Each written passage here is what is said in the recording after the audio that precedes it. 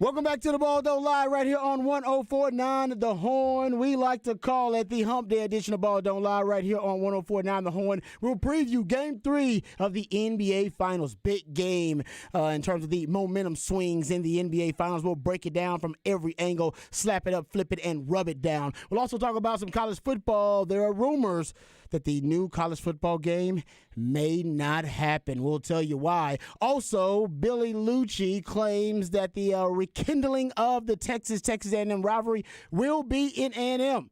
We'll hear that audio. We'll talk about that as well. We'll also get into more reflection on the LIV and PGA merger. We'll get to that discussion coming up in the top of the 4 o'clock, and also play some audio from Rory McIlroy and some of the other golfers and their response to the merger. We'll also break down some NFL news, notes, and nuggets. Cowboys right now in mini camps. We'll break that down and get into another story that the NFL may be investigating multiple violators of their gambling policy. Before we do, let's introduce you to the rest of the crew. He was a second-round pick for the Montreal Expos, but a first-round pick for the Austin Radio Network. He originally committed to the University of Texas, but decided to forego the 40 acres and chase his dream in the cheese. Pivot ain't easy, but for this man, it's a breeze. Ladies and gentlemen, it's Mike Hardball Harge. What's going on, brother? What it do? I'm so happy to be here. It is a Hump Day edition of Ball Don't Lie. Really excited to get into what's going to happen with this NBA playoffs. We're going to have my man Chris Amadeus, the president of the Round Rock Express. He's going to join us today to talk about everything that's going on, because this is his favorite time, high school baseball playoffs. That's what it's all about. Nice. But I wanted to talk about my man that sits across from me. He hails from H-Town with the Get Down. He's a lifetime Longhorn and a proud card-carrying member of DBU. Legendary lifetime and now College Football Hall of Fame Longhorn Derek Johnson said he was the best cover corner he had ever seen. He's a former NFL DB that still has that passion for film study, but he's not a fan of white condiments. But of course, he is a fan of you, the listeners. He is my man and yours, Rod Babels. I appreciate the intro, as always. Let's not waste any time introducing the real MVP, one of the hardest working members of the ARN family. He's got a hustler spirit, period. We don't know what he's paid. We're pretty damn sure that this man is underpaid. It's Patrick Davis, y'all. What's going on, Patrick? Oh, just living the dream. All right, we got the NBA playoffs to discuss. We'll break that down here in the first segment. So if you want to be a part of the discussion, please do hit us up on the Specs text line. You're the pulse and the heartbeat of this thing, 512-337-3776. You also can use the Twitterverse. You can hit up my man Harge at Hardball Harge in the Twitterverse. Patrick Davis at It's Patrick Davis, and I'm at Rod Babers in the Twitterverse. All right, guys, I asked you after Game 2 if you guys had changed your tune about your gentleman's sweep, both of you guys picking the Denver Nuggets to win in 5 games. This is a huge game. Game 3 on the road at Miami. And we talked about this, but I think this is where this discussion should start. We talked about this, and I brought this up after Game 2, and we discussed it. The Denver Nuggets are not a good road team. Matter of fact, they're a bad road team. The argument can be made. 23-25. I'm about a losing record on the road. The Miami Heat, 6-2 at home in the postseason. And if you look at the Miami Heat right now, one of the things that I think they got going for them is that Jimmy hasn't gone off yet. Facts. Right? Maybe Jimmy's not going to go off. I don't know. I got some numbers here I'll share with you guys in a second. Jimmy's, since it seems like Jimmy has peaked at one point in the postseason. Yep. I don't know if I'm not saying that he has, but there are some numbers that would indicate that maybe he's peaked and he's never going to get back to that type of playoff Jimmy. But beside that, I do think he's going to have one breakout performance, one or two in these finals. I just don't know where it's going to be. There's a high likelihood it could be in Game 3, and if it is, along with the way the supporting cast are playing right now for the Miami Heat, guys, I think they got a chance to steal Game 3 because this is pivotal. You're Denver Nuggets. You definitely got to steal one of these games. Well, and is it more likely they steal Game 3 or Game 4?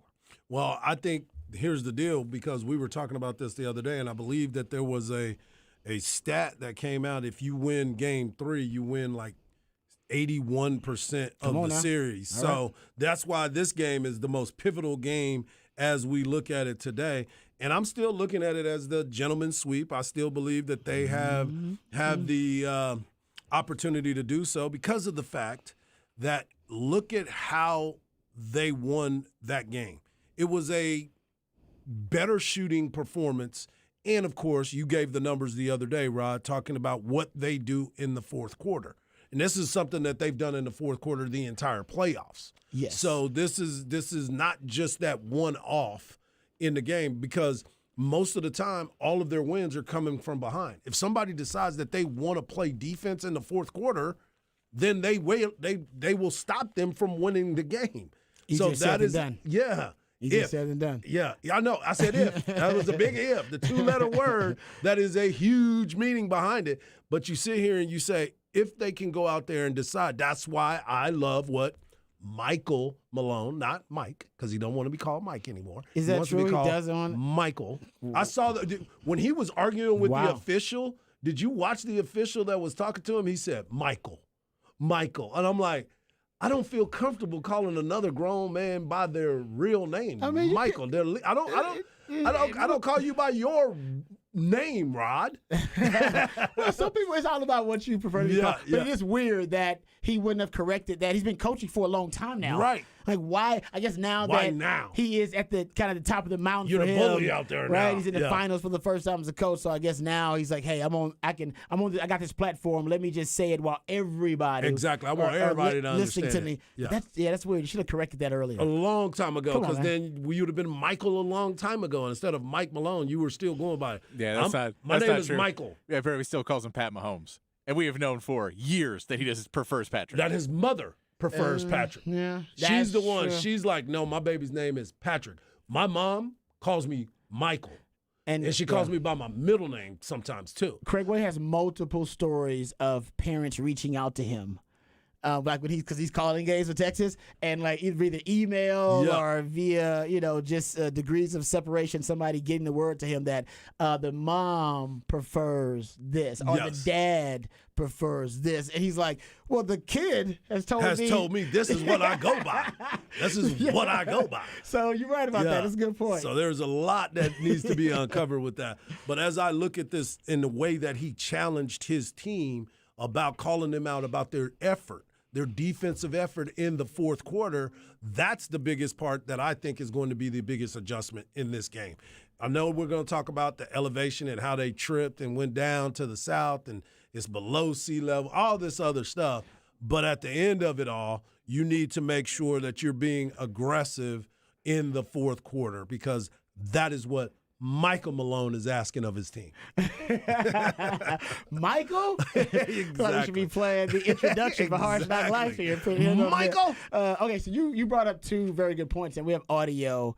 So we have that Mike Malone clip after game 2 that we're going to play.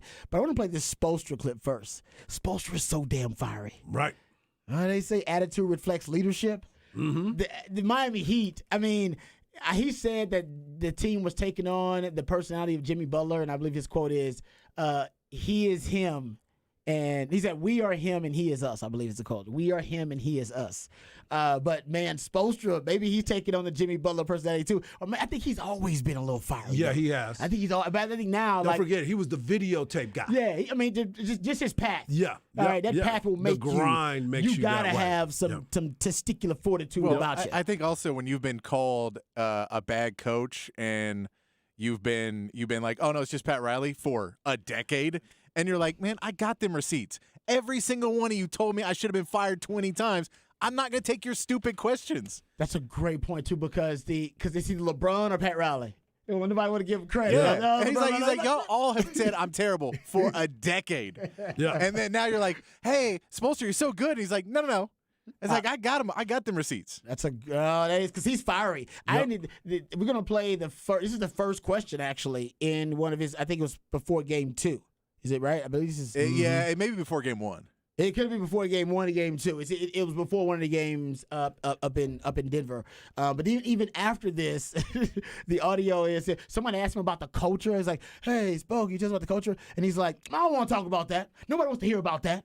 Everybody's heard about that. You can go Google articles about the culture. And I was like, whoa. And he just said he wanted to talk about that. He's like, everybody knows about that. Give me something else. He is on one right now, and I like it. I like it. Oh, no, I'm telling you, man, the more you do deep dive and rabbit holing about the Miami Heat, you like them. But here's the audio. This is like the first question that was asked in the media availability, and it was about the elevation and all that kind of stuff. Here is Eric Spoelstra.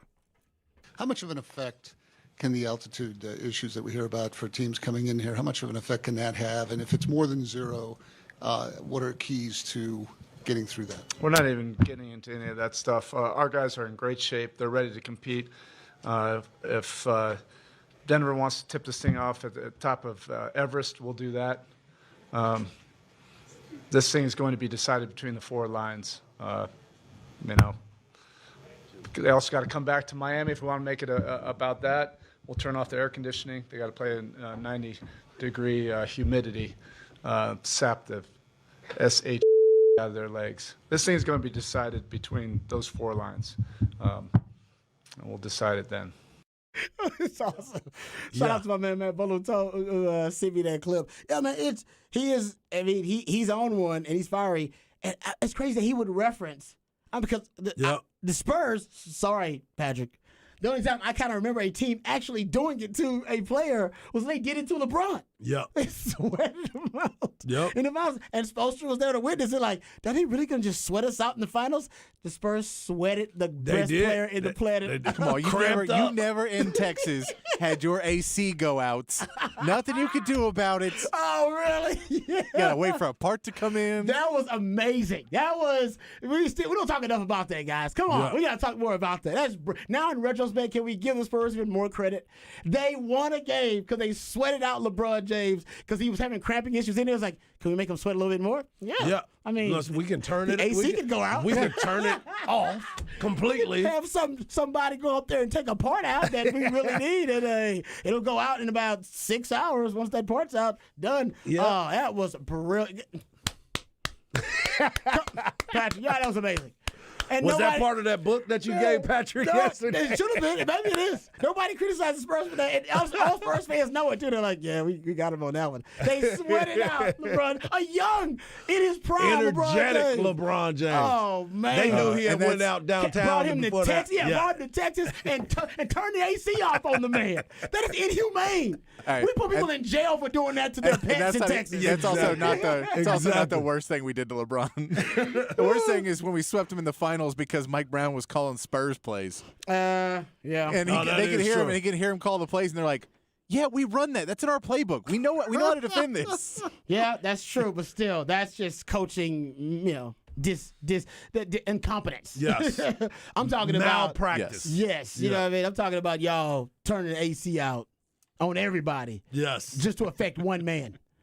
Love it. And everybody being on board with it. And nobody ever bringing it up again, acting like it's not a big deal. Did the AC ever go out again? Yeah, tons of time. Always. Oh, yeah. Usually it wasn't on a game day. Can I get some documented evidence of it going out again during a Spurs game? It going out on the biggest games in the history of the San Antonio Spurs? Yeah. Damn, Popovich, you are brilliant. Him and Belichick have more in common than you think. I'm telling you. I don't want to say it. Him and Belichick. They work well together. They probably have great meetings behind the scenes with each other. They're probably on the boats together talking about how can we piss people off every day. Let's just do it. I forgot all about that. Yeah. Man, Patrick, it's just things that happen. Yeah. Maybe a bat got into it. There's problems with bats. Maybe a bat got into the AC. That's why mine was the man. He caught a bat with his damn bare hands, didn't he? Yeah. Swatted it away. Yeah. Made him Batman at the time. All right, anyway, getting back to it. Sorry, Patrick. That Spo brought that up.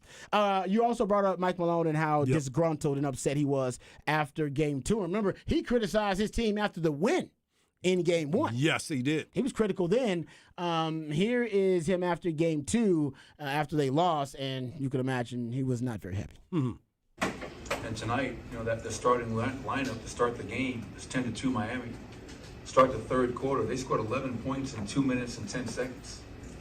And we just got, we had guys out there that were just, whether feeling sorry for themselves for not making shots or thinking they can just turn it on or off. This is not the preseason, it's not the regular season, it's not round, this is the NBA Finals. And that to me is really, really perplexing, disappointing. And I asked the team, I asked our players, you guys tell me why we lost. And they knew the answer. Miami came in here and outworked us. And we were by far our least disciplined game of these 16 or 17 playoff games, whatever it is now. So many breakdowns. And they exploited every one of those breakdowns and scored. So if we're going to try to go down there and regain control of this series and get home court advantage back, we're going to have to outwork Miami, which we didn't do tonight, and our discipline's going to have to be off the charts. All right, there you go. Can they outwork Miami? Because that's Miami's Yep. MO. That's who they are. That's their culture, right? They're all grinders. We're Yep. underdogs. Yep. We got dog mentality. We're not the most talented, but we can outcoach you. And when it comes to culture, our culture's better. Yep. Our culture's better and our coaching's better. You got more talent. We know that. And that was the conversation you were having yesterday about culture and what's the expectation of each culture, and the fact that Miami is that, the hard workers, the ones that go out there. It may not be pretty. I saw an interview with Bam Adebayo yesterday and how he was talking about, we don't care. We get it out the mud. It's just whatever it's going to be is what it's going to be. We don't care what you think of us. You don't care if y'all like our style. We're going out there just to get victories. In the race, to your point, Rod, of what you asked Patrick and I, if we still believed that this was going to be a gentleman's sweep, it's the first one to four. It's the first one to four. And I still believe that Denver has what it takes to be a champion. Now, there's going to be a lot that goes into this. What is Jamal Murray going to do? What are the role players? KCP, is he going to be able to play a lot better? What is Aaron Gordon's role? Michael Porter Jr., is he going to play harder on the defensive end? He's been terrible offensively. Right. And going back to that, he's got to shoot the ball better. But been it's all about the hustle plays to me. Yeah, you I have mean- to be able to make hustle plays. And look, if I don't think Miami can continue to shoot this clip, and maybe Agreed. they can. Agreed. And I don't think Denver will continue to shoot as poorly as they shot in the first two games. Yeah. And these were two close games that Miami gave everything they had to, played about as well as they could, especially in game two, and they won one by 3 points. And that's playing really hard, good basketball. I don't know if they can keep doing that over a 7-game series, and I don't think they can keep – I think you go back to Miami, and, now the good part is they have a lot of guys, so if one guy's not hitting, you kind of go to the next guy and you try and figure out who's hitting, and Denver doesn't have that. But at the same part, if you get a couple guys not hitting and then that defense starts to slip because they're not hitting shots, it goes downhill very quickly. And we basically see there's almost no chance that Miami boat races Denver in this series at all. But Denver could easily win 2 of these games by 30 points and no one would bat an eye. Because all you got to do is go out and they miss some shots early and then Denver just rolls on them. And then, maybe it'll be a 15-point game at the end of the game because Jimmy Butler will refuse to sit on the bench and come back in and try and score at the end. But, if you watching these two teams, Denver plays a much better offensive style, and they have the best player in the NBA on their team. And I think Jokic is probably getting a little annoyed when they keep going about these undrafted players, and they're acting like he was a first overall pick. It's like, man, I was 41st overall. Exactly. You can't act like Jamal Murray's never made an all-star team. MJP, Michael Porter Jr., no one thought he was going to be able to come back from his back injuries. Kentavious Caldwell-Pope's been cut from multiple teams. Like, Peel didn't want him. They didn't re-sign him. Let him go wherever he wants. Aaron Gordon got traded for almost nothing because Orlando was sick of him and wanted to get rid of him. It's not like this Denver team is the Heatles. It's not like they were put together as, oh, man, these guys are going to be world beaters. They're a team of guys that really wanted to prove everybody wrong about them. And Miami's trying to kind of steal that thunder from them, going, we're going to prove that we're the better team. Like, no, we're that team too. Yeah. We have good culture too. We have all of those things that you build on. We have them too. We were just a better team all season. We have a better player than you. We have a second player that's way better than your second best player. I don't get why. I get it because Miami's played hard, but I don't think where it's whenever you look at this, it requires Miami to play at such an insane level for game after game to continue in this series. And Denver played really not that great in game 2 and lost by 3. No, that's a great point. I will counter with this. It honestly, nope. I'm not taking any shots. It sounds very similar to what everybody has said about the Miami Heat every round of the playoffs. It does. Versus the 76ers, versus the Celtics. It's the same thing. It's not sustainable. The other team is better. They can't do it. They can't do it in 7 games. There's no, you'll admit, right? Everybody 100%. has said that, and everybody was like, oh, that's a really good point. And then Miami Heat do what they do, which is continue to defy the odds. Yeah. They continue. Like, so my thing is, I get all that, and I agree with everything you said. But the truth is, Miami doesn't make sense, guys. They don't make sense. We're trying to make sense of it because we're breaking it down, all right, with the numbers, the analytics, and, this is why their culture makes sense. This is why they're good, too. The home court advantage and being on the road, all these things. Miami makes no sense. Bettors are stopping betting Miami. I saw Bill Simmons had a whole take was like, don't bet Miami ever. Don't bet it. Just don't bet them. They don't make sense. They don't make sense. Because bettors need numbers. They need logic so they can come to a reasonable, rational conclusion like, oh, this is going to happen. Oh, this number will match up with this number. They don't make sense, guys. Yep. I can give you a number of stats about it. All right, but they make no sense at all. And the first thing is their three-point shooting. Right, the three-point shooting doesn't make any sense at all. They have the biggest leap in the history of the NBA for a team in the regular season to the postseason in terms of their three-point shooting.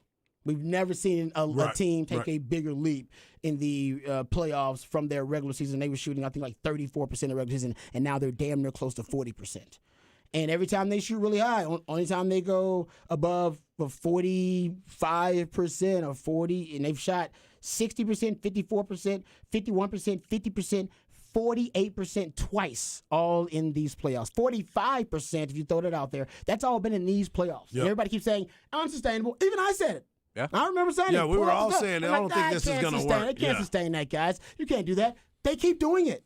Amazing how they keep We doing it. We keep saying, oh, man, when they're down, double digits, no way they're going to be able to come back. Well, that was their 7th double-digit comeback win of the postseason, tied for the most such wins in a single postseason in the last 25 years. People saying, there's no way they can keep doing that. Mm-hmm. They were down 8 points with 12 minutes left in that game with Jimmy Butler on the bench. And then all of a sudden he comes back in, No. Patrick said. They actually flipped the lead before he came back. They had the lead. They had a 5-point lead when he came back That's into the game and 8 minutes left. And everybody's like, well, how the hell did they do that? No, dude, I get what you're saying. No. But I'm telling you right now, Miami don't make sense. If Miami wins game 3, they're going to win this series. They win game 3, they're winning this series. Well, I'm telling you right now, the numbers say that too. Yeah, the numbers they're going to win this series. I'm telling you right now, I'm starting to move toward Miami. No, and I get I'm it. starting to move toward Miami, man, because you keep talking about how Denver hasn't played a great game. They don't play great games, so they're going up against Miami, who's making it tough for them. Mm-hmm. That's partially true. That's partially. I mean, I think the biggest difference is when I watched Phoenix in the first 2 games, or Philadelphia in those first 2 games, we went, oh, yeah, Miami can beat them. And when I watched Boston in those first 2 games, you go, oh, Miami's going to beat them. And then you watch this series and you go, oh, no, Denver's going to beat them.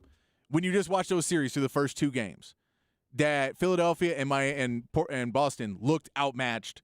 They looked scared. They didn't look like they wanted to be there. They didn't look tough enough to be in there, right? But when you see Denver's in there. They win game 1. They were right in game 2. And in all reality, as much as we say they need to play a little bit better defense, they need to fix some other things, if they score 115, they win every game they score 115. Miami won't outscore them at 115. And so that's defense. It's hard to play, but they're real close to it. And they're real close to it, but they just need that. That's the number. You need to get to 115. Whether that means you need to go harder in the first half and go, hey, man, when we're having that run, don't press harder. Go harder at that run to try and go up 30. Do not pull a starter right then. Try and build that lead as much as you can because we just need to score 115. And they're going it in spurts because Miami does shut them down in that half court. They slow the game down, and it really slows and messes up Denver, especially when they started to bounce off and they were doing switches on everybody and really just taking away passing lanes. It was a great defense, just amazing defense they were able to do. But it's a few points. It's literally a few more points, which I'll say as somebody, I picked Denver. I think Denver's going to win. I love watching this series because it is a few points, and you're like, oh, it could go either way in every one of these games. So that's when we've seen a bunch of these series be kind of bad and blowouts and everything else. I love the fact that I'm watching tonight, and I go, I expect it to be single digits. That's why the line is 2.5. Yeah, I expect it to be single digits. Because everybody No knows matter this is a who guy to have a wins. game. This is a guy to have a game. Yep. There ain't no way. If Denver gets down, Denver's a bad road team. Keep telling you guys that. They're 23-25 on the road. They're bad on the road. They're not even average. They're bad on the road. Miami's really good. This is a gotta have it game. Yep. And if playoff Jimmy comes out, we haven't seen him. I'll give you a stat because honestly, he's trending, and I love me some Jimmy. But the truth is, Hammy. I think he might have peaked, or at least the numbers would suggest that maybe he's peaked. Since he sprained his ankle at the end of game 1 against the Knicks, he's shooting just 41% from the floor, 31% from three-point range. And since game 2 against the Celtics, his true shooting percentage is below 50%. So truthfully, he's been trending the wrong way.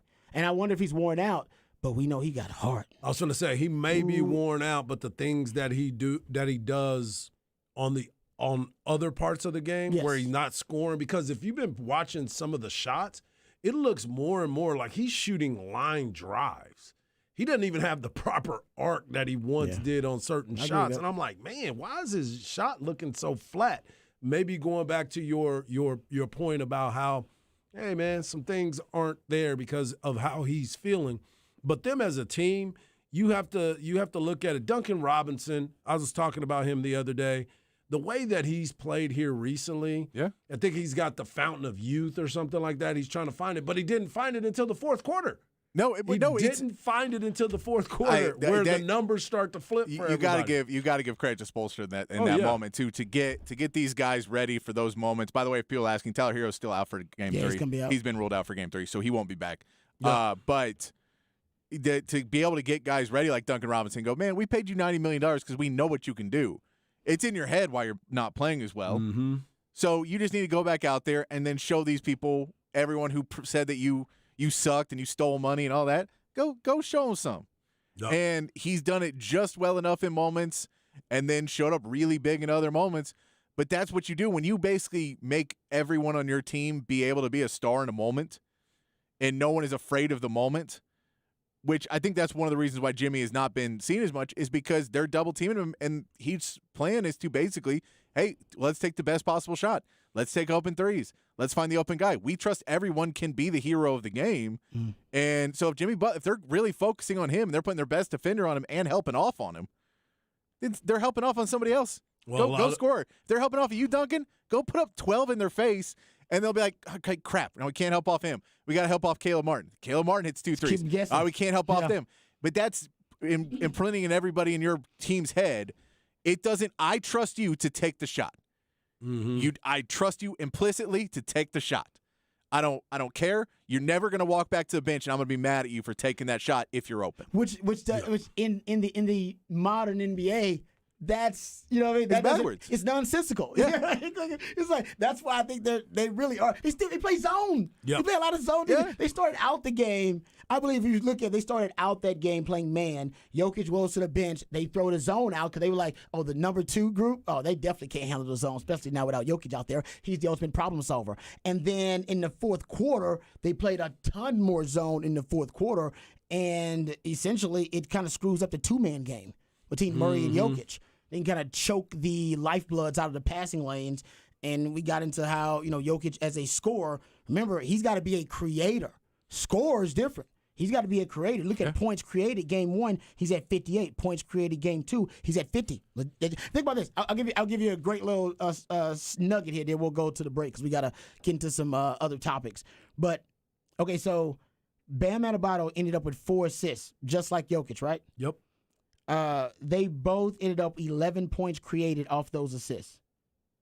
One of those players was tied for the most passes in the game with 67. It's Who got to do be you think it was? Bam Adebayo. It was Bam, baby. It ain't Jokic. Yep. They're choking the passing lanes.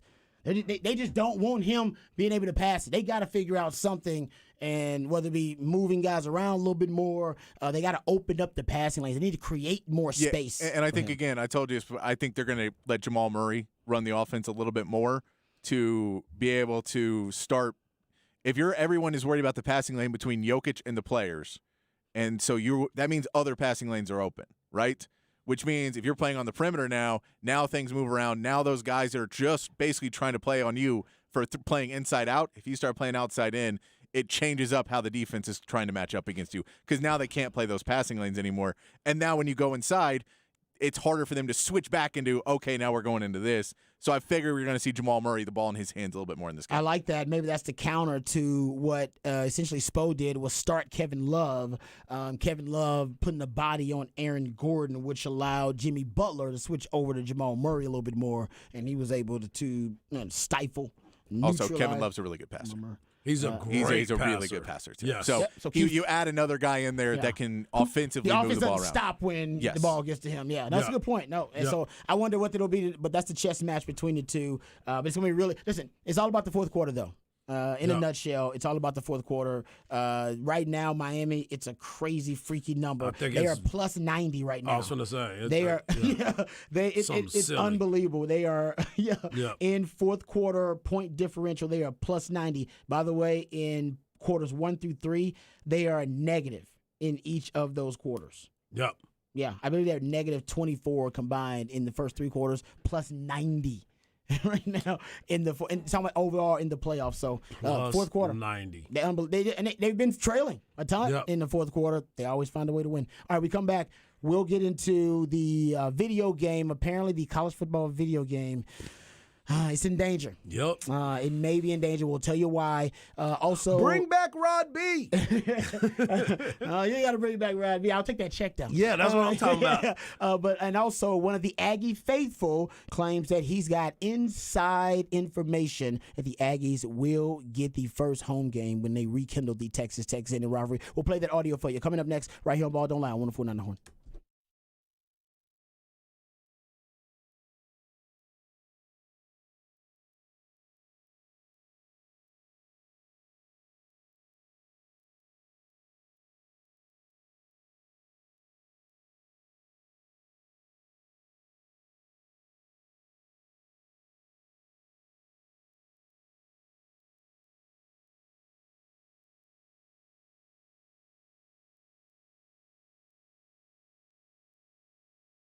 Hey, what's up, folks? Lifetime Longhorn Rod Babers here. It is hump day, and no better way to get you over the hump and hit it downhill to the weekend than breaking out the Bud Lights. On your way home tonight, make sure you keep the fridge stocked. Stop by your local grocery store, convenience store, and make sure you're stocked up with the world's #1 selling light beer. As I get older, I understand, I'm getting a little bit wiser as well, so I'm ready to leave some stuff in the past, like social distancing, cancel culture, the Big 12, for a matter of fact, as well. But some things I'll never be ready to leave in the past. And like my favorite beer, Bud Light, it's always going to be a part of what I'm doing, always a part of my good times, even the great times as well. I've been drinking Bud Light for a really long time, since my days on the 40 acres, down on 6th Street, even my days in the NFL as a player. And now that I'm home, hanging out, having a good time, I like to reward myself, decompress after a long, hard day with a nice ice-cold Bud Light, or even to reward myself after some long, hard day of yard work, whatever it may be. Bud Light, still my go-to beer for my Longhorn tailgates on Saturdays and my NFL Sundays.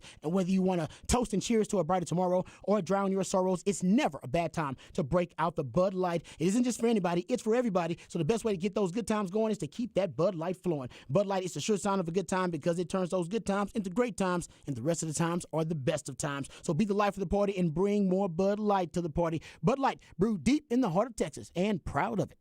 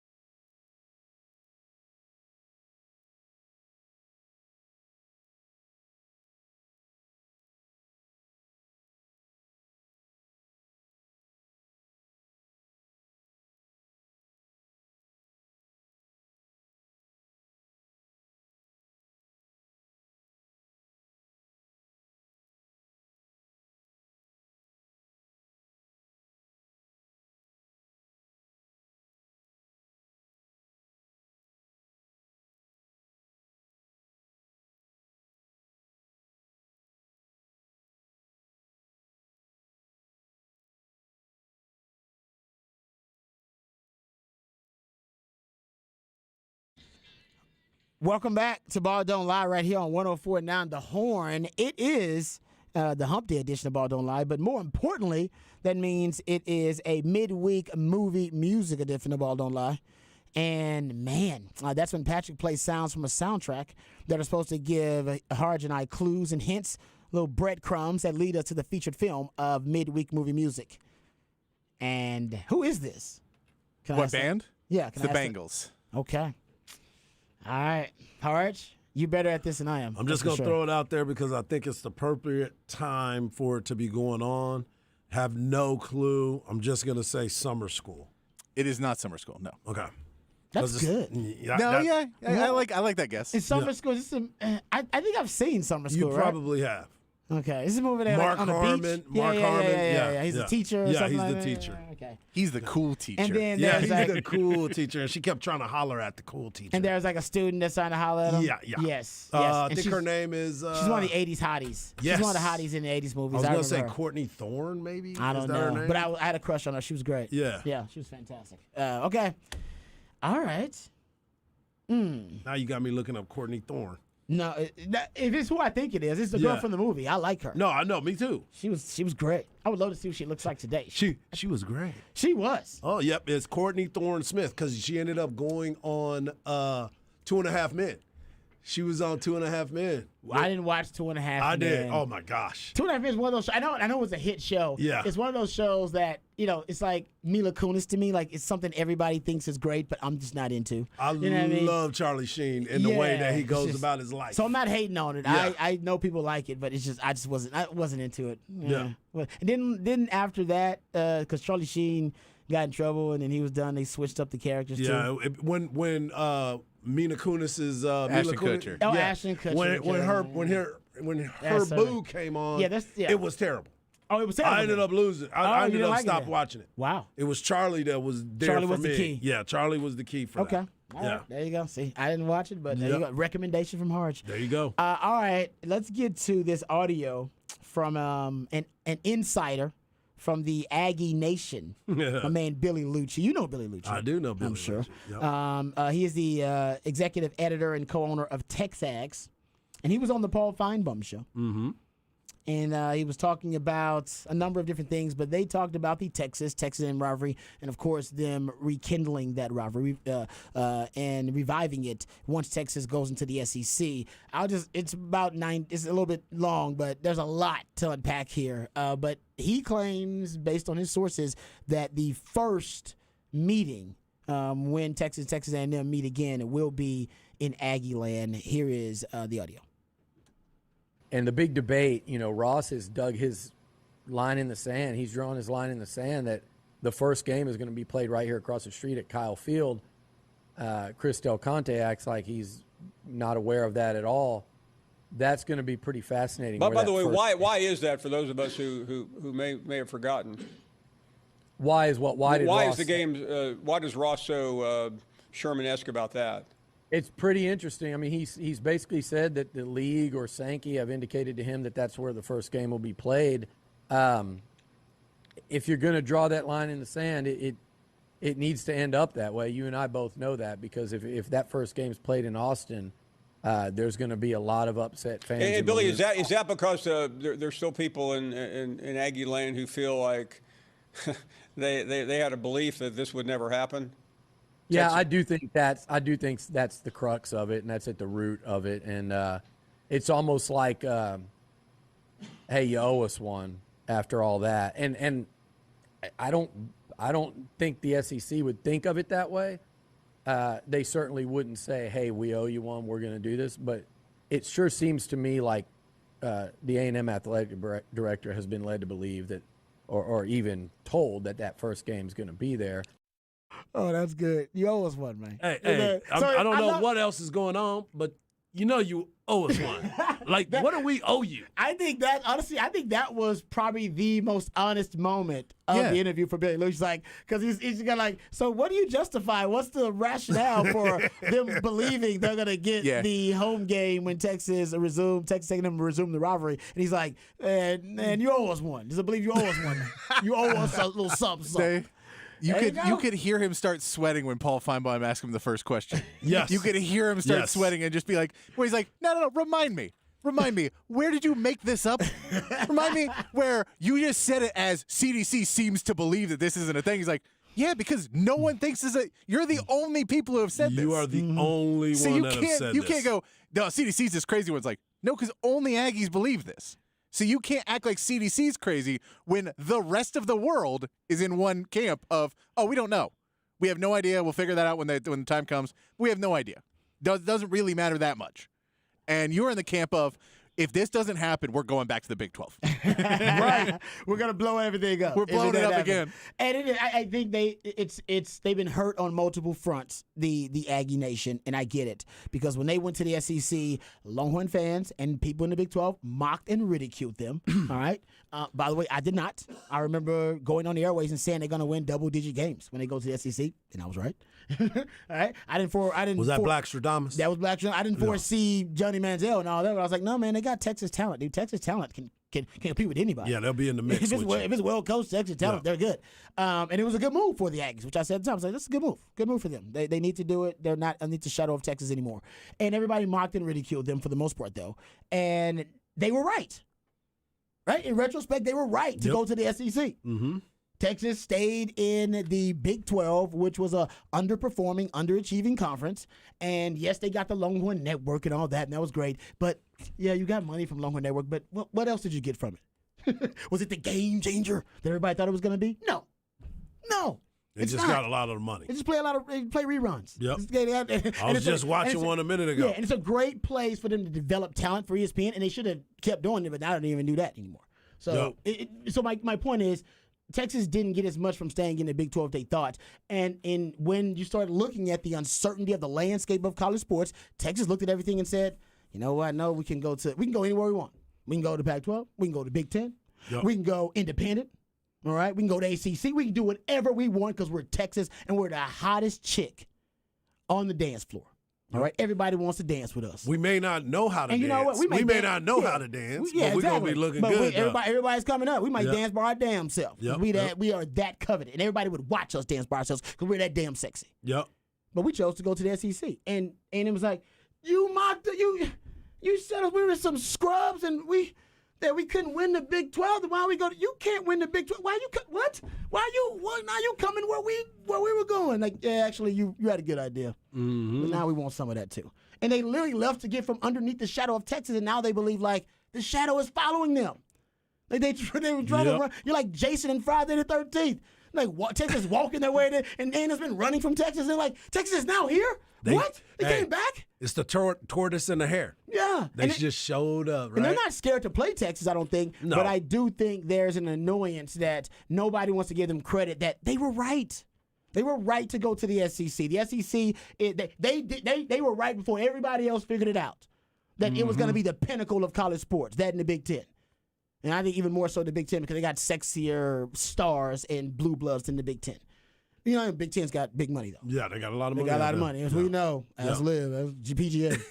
They got bread. So I think that's what annoys them. And that's why it's like, you owe us one, man. You told us when we came here, don't worry about Texas coming. Texas believes they're too high. Remember, academically, Texas wasn't a fit for the SEC. We're more Big Ten. We're more Pac-12. I mean, even ACC. Academically, the SEC is beneath us. And I was like, now you're going to the SEC? I remember all this discussion because I was on the radio at the time, and we all remember it. Yep. Now we act like we don't remember it because we know we get to go troll the Aggies with it. But we mocked them, and they were right.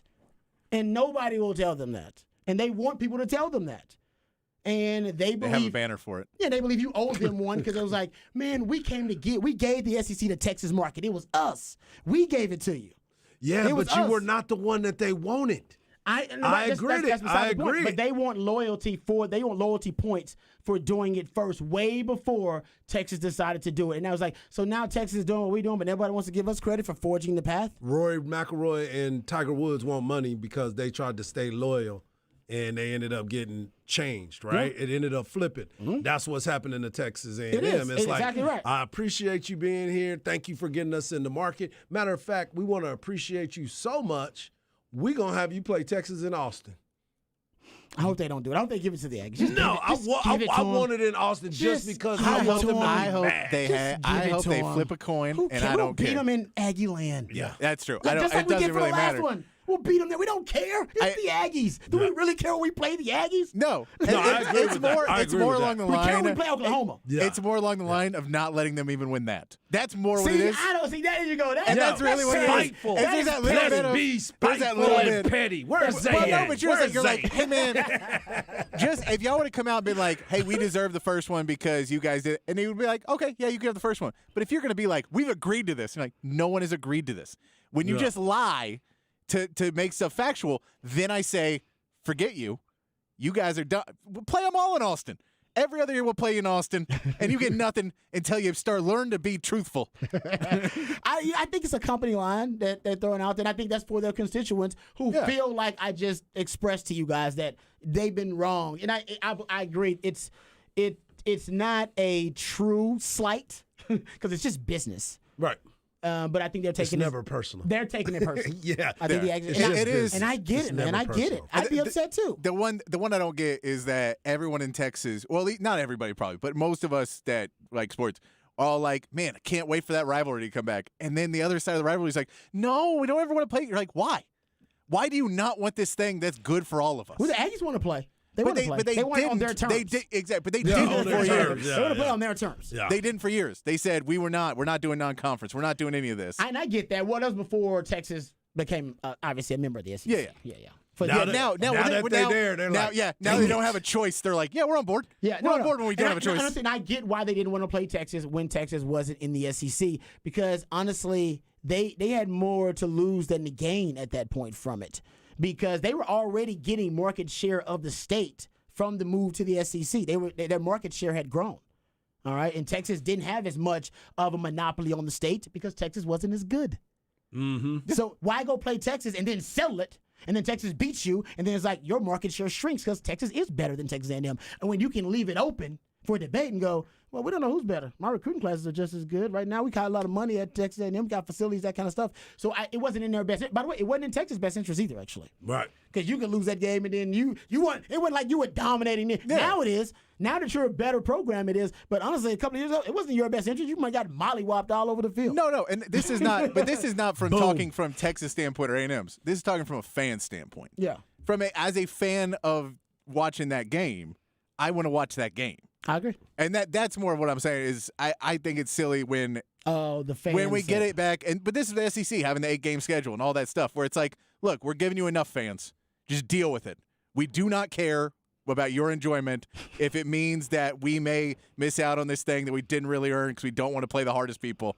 Like that's where it's frustrating in college football when they don't have the ranking. That's why I'm happy they're expanding the playoffs a little bit more. Yeah. That when you can just kind of politic your way to a national championship, and you have to be good, but you can politic around some of the. Yes. We played the 45th toughest schedule, and no, we're the best team, right? But you didn't play no. You Right. actively avoided better teams. Yeah, you'll get exposed in an expanded playoff. And an expanded playoff, then you allow somebody to at least come in and do it. Hey, Yeah, I just love that interview because it's going to be fun when Aggies are going to hate Paul Feinbaum from here on out. Oh man, I can't wait for that either. And I think Texas fans are not going to love him, but I No, think they Aggie fans when they start to like, he's going to cut off the you're owed anything argument pretty quickly. Well, here's the other part of it too. Paul Feinbaum, who has gone at Texas quite a bit, Yeah. he's changing his tune now. I mean, when he talked to Chris Del Conte, it was a totally different conversation. He seemed very engaged in like, okay, Texas is here. I don't have to beat them up near as much as I did before. This is a different conversation now. And then you saw when Billy Lucci was talking to him, Paul was going back at him like, why do you think that is the story? Why is this happening? Why do you believe that so strongly? Why is he drawing his foot in the sand? It's because Paul is looking at him like, bro, there's different people coming to the table now. Thank you for being here. You don't hear it with Alabama. You don't hear it with Auburn. You don't hear it with any of these other schools.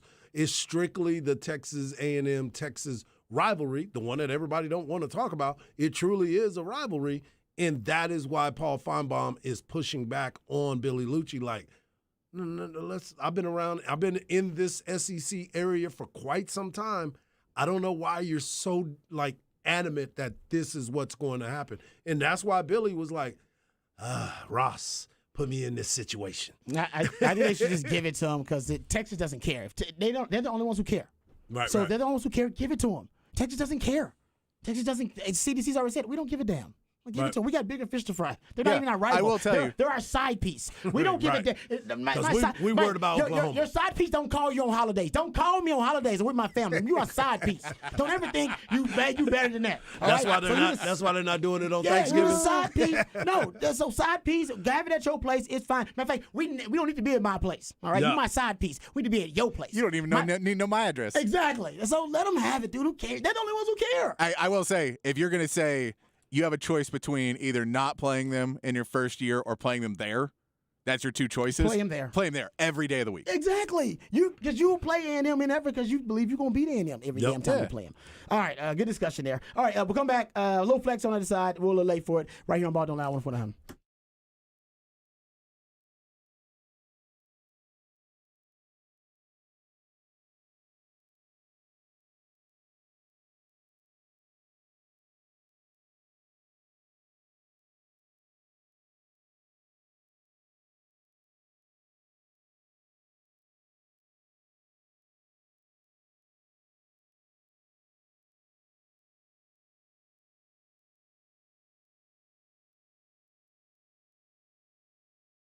Hey, what's up, folks? Lifetime Longhorn Rod Babers here. Let me tell you about Dr. Greg Eckert and his fantastic team because they can help you out with anything you need. Any concerns about your dental health or hygiene, whether it be just general dentistry, teeth whitening, dentures, porcelain crowns, veneers, dental implants, full mouth reconstruction, even root canal therapy, whatever it takes to ensure you're getting the best quality dental care available. That's what Dr. Greg Eckert and his all-star team are all about. And if you have dental anxiety, don't worry about that. As a matter of fact, they specialize in easing your dental anxiety. My first time in Dr. Greg Eckert's office, I actually saw someone who was crying at the time. And I thought to myself, see, this is why I don't come to the dentist. But I was wrong.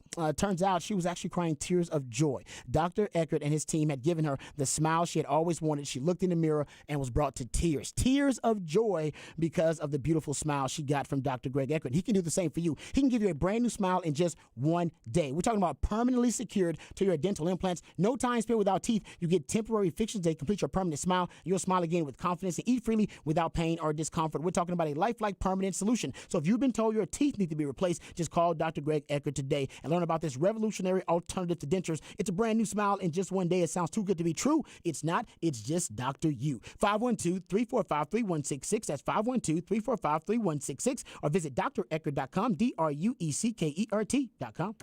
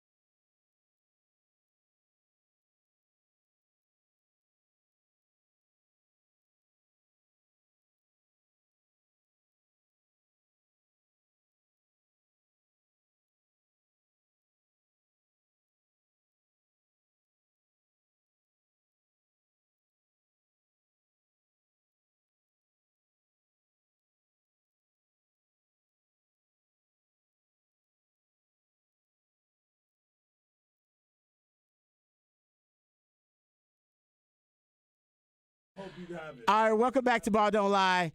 Midweek Movie Music Edition. That's when Patrick plays jams from a soundtrack that are supposed to provide clues and hints to Harj and I that lead us to the featured film of Midweek Movie Music. It is time for the Flex, FLXATX.com, FLXATX on all of your social media platforms. You got anything for Flex, Harj? Yes, I do have some things. Drop for it Flex. on the people because I know we're a little late, so we're going to be quick here. Okay, so just remember this, that they have a lot of players that have been getting ready for 7-on-7s. Adrian Wilson, who's a big star when we talk about up-and-coming players that are probably going – he's definitely going to be on the all-flex list. He's on the flex He list. was at the University of Texas when they had their junior days, and he came in for the elite camp, so he's another player to keep an eye on. Big-time player. Just one of Chad's favorite player because we always seen he goes to Weiss. He's the one that's been making all those circus catches in the 7-on-7 games. He's a player. He was at the University of Texas as well. Oh, nice. Yeah, he came in on a visit. Wide receiver, big time. Okay, and also you can go check out the 7-on-7 schedule at FLXATX.com. That's up there for you as well. And we do have the Wednesday Night Flex tonight as well. Yep. All right, we'll give you details about the Wednesday Night Flex coming up later. Okay, here's my guess about midweek movie music. Okay. Goonies. Yay! There you go. Good job. Yeah. Yes, Goonies came out this day, 1985. Nice. Okay. And who was the last artist? REO Speedwagon. Wow.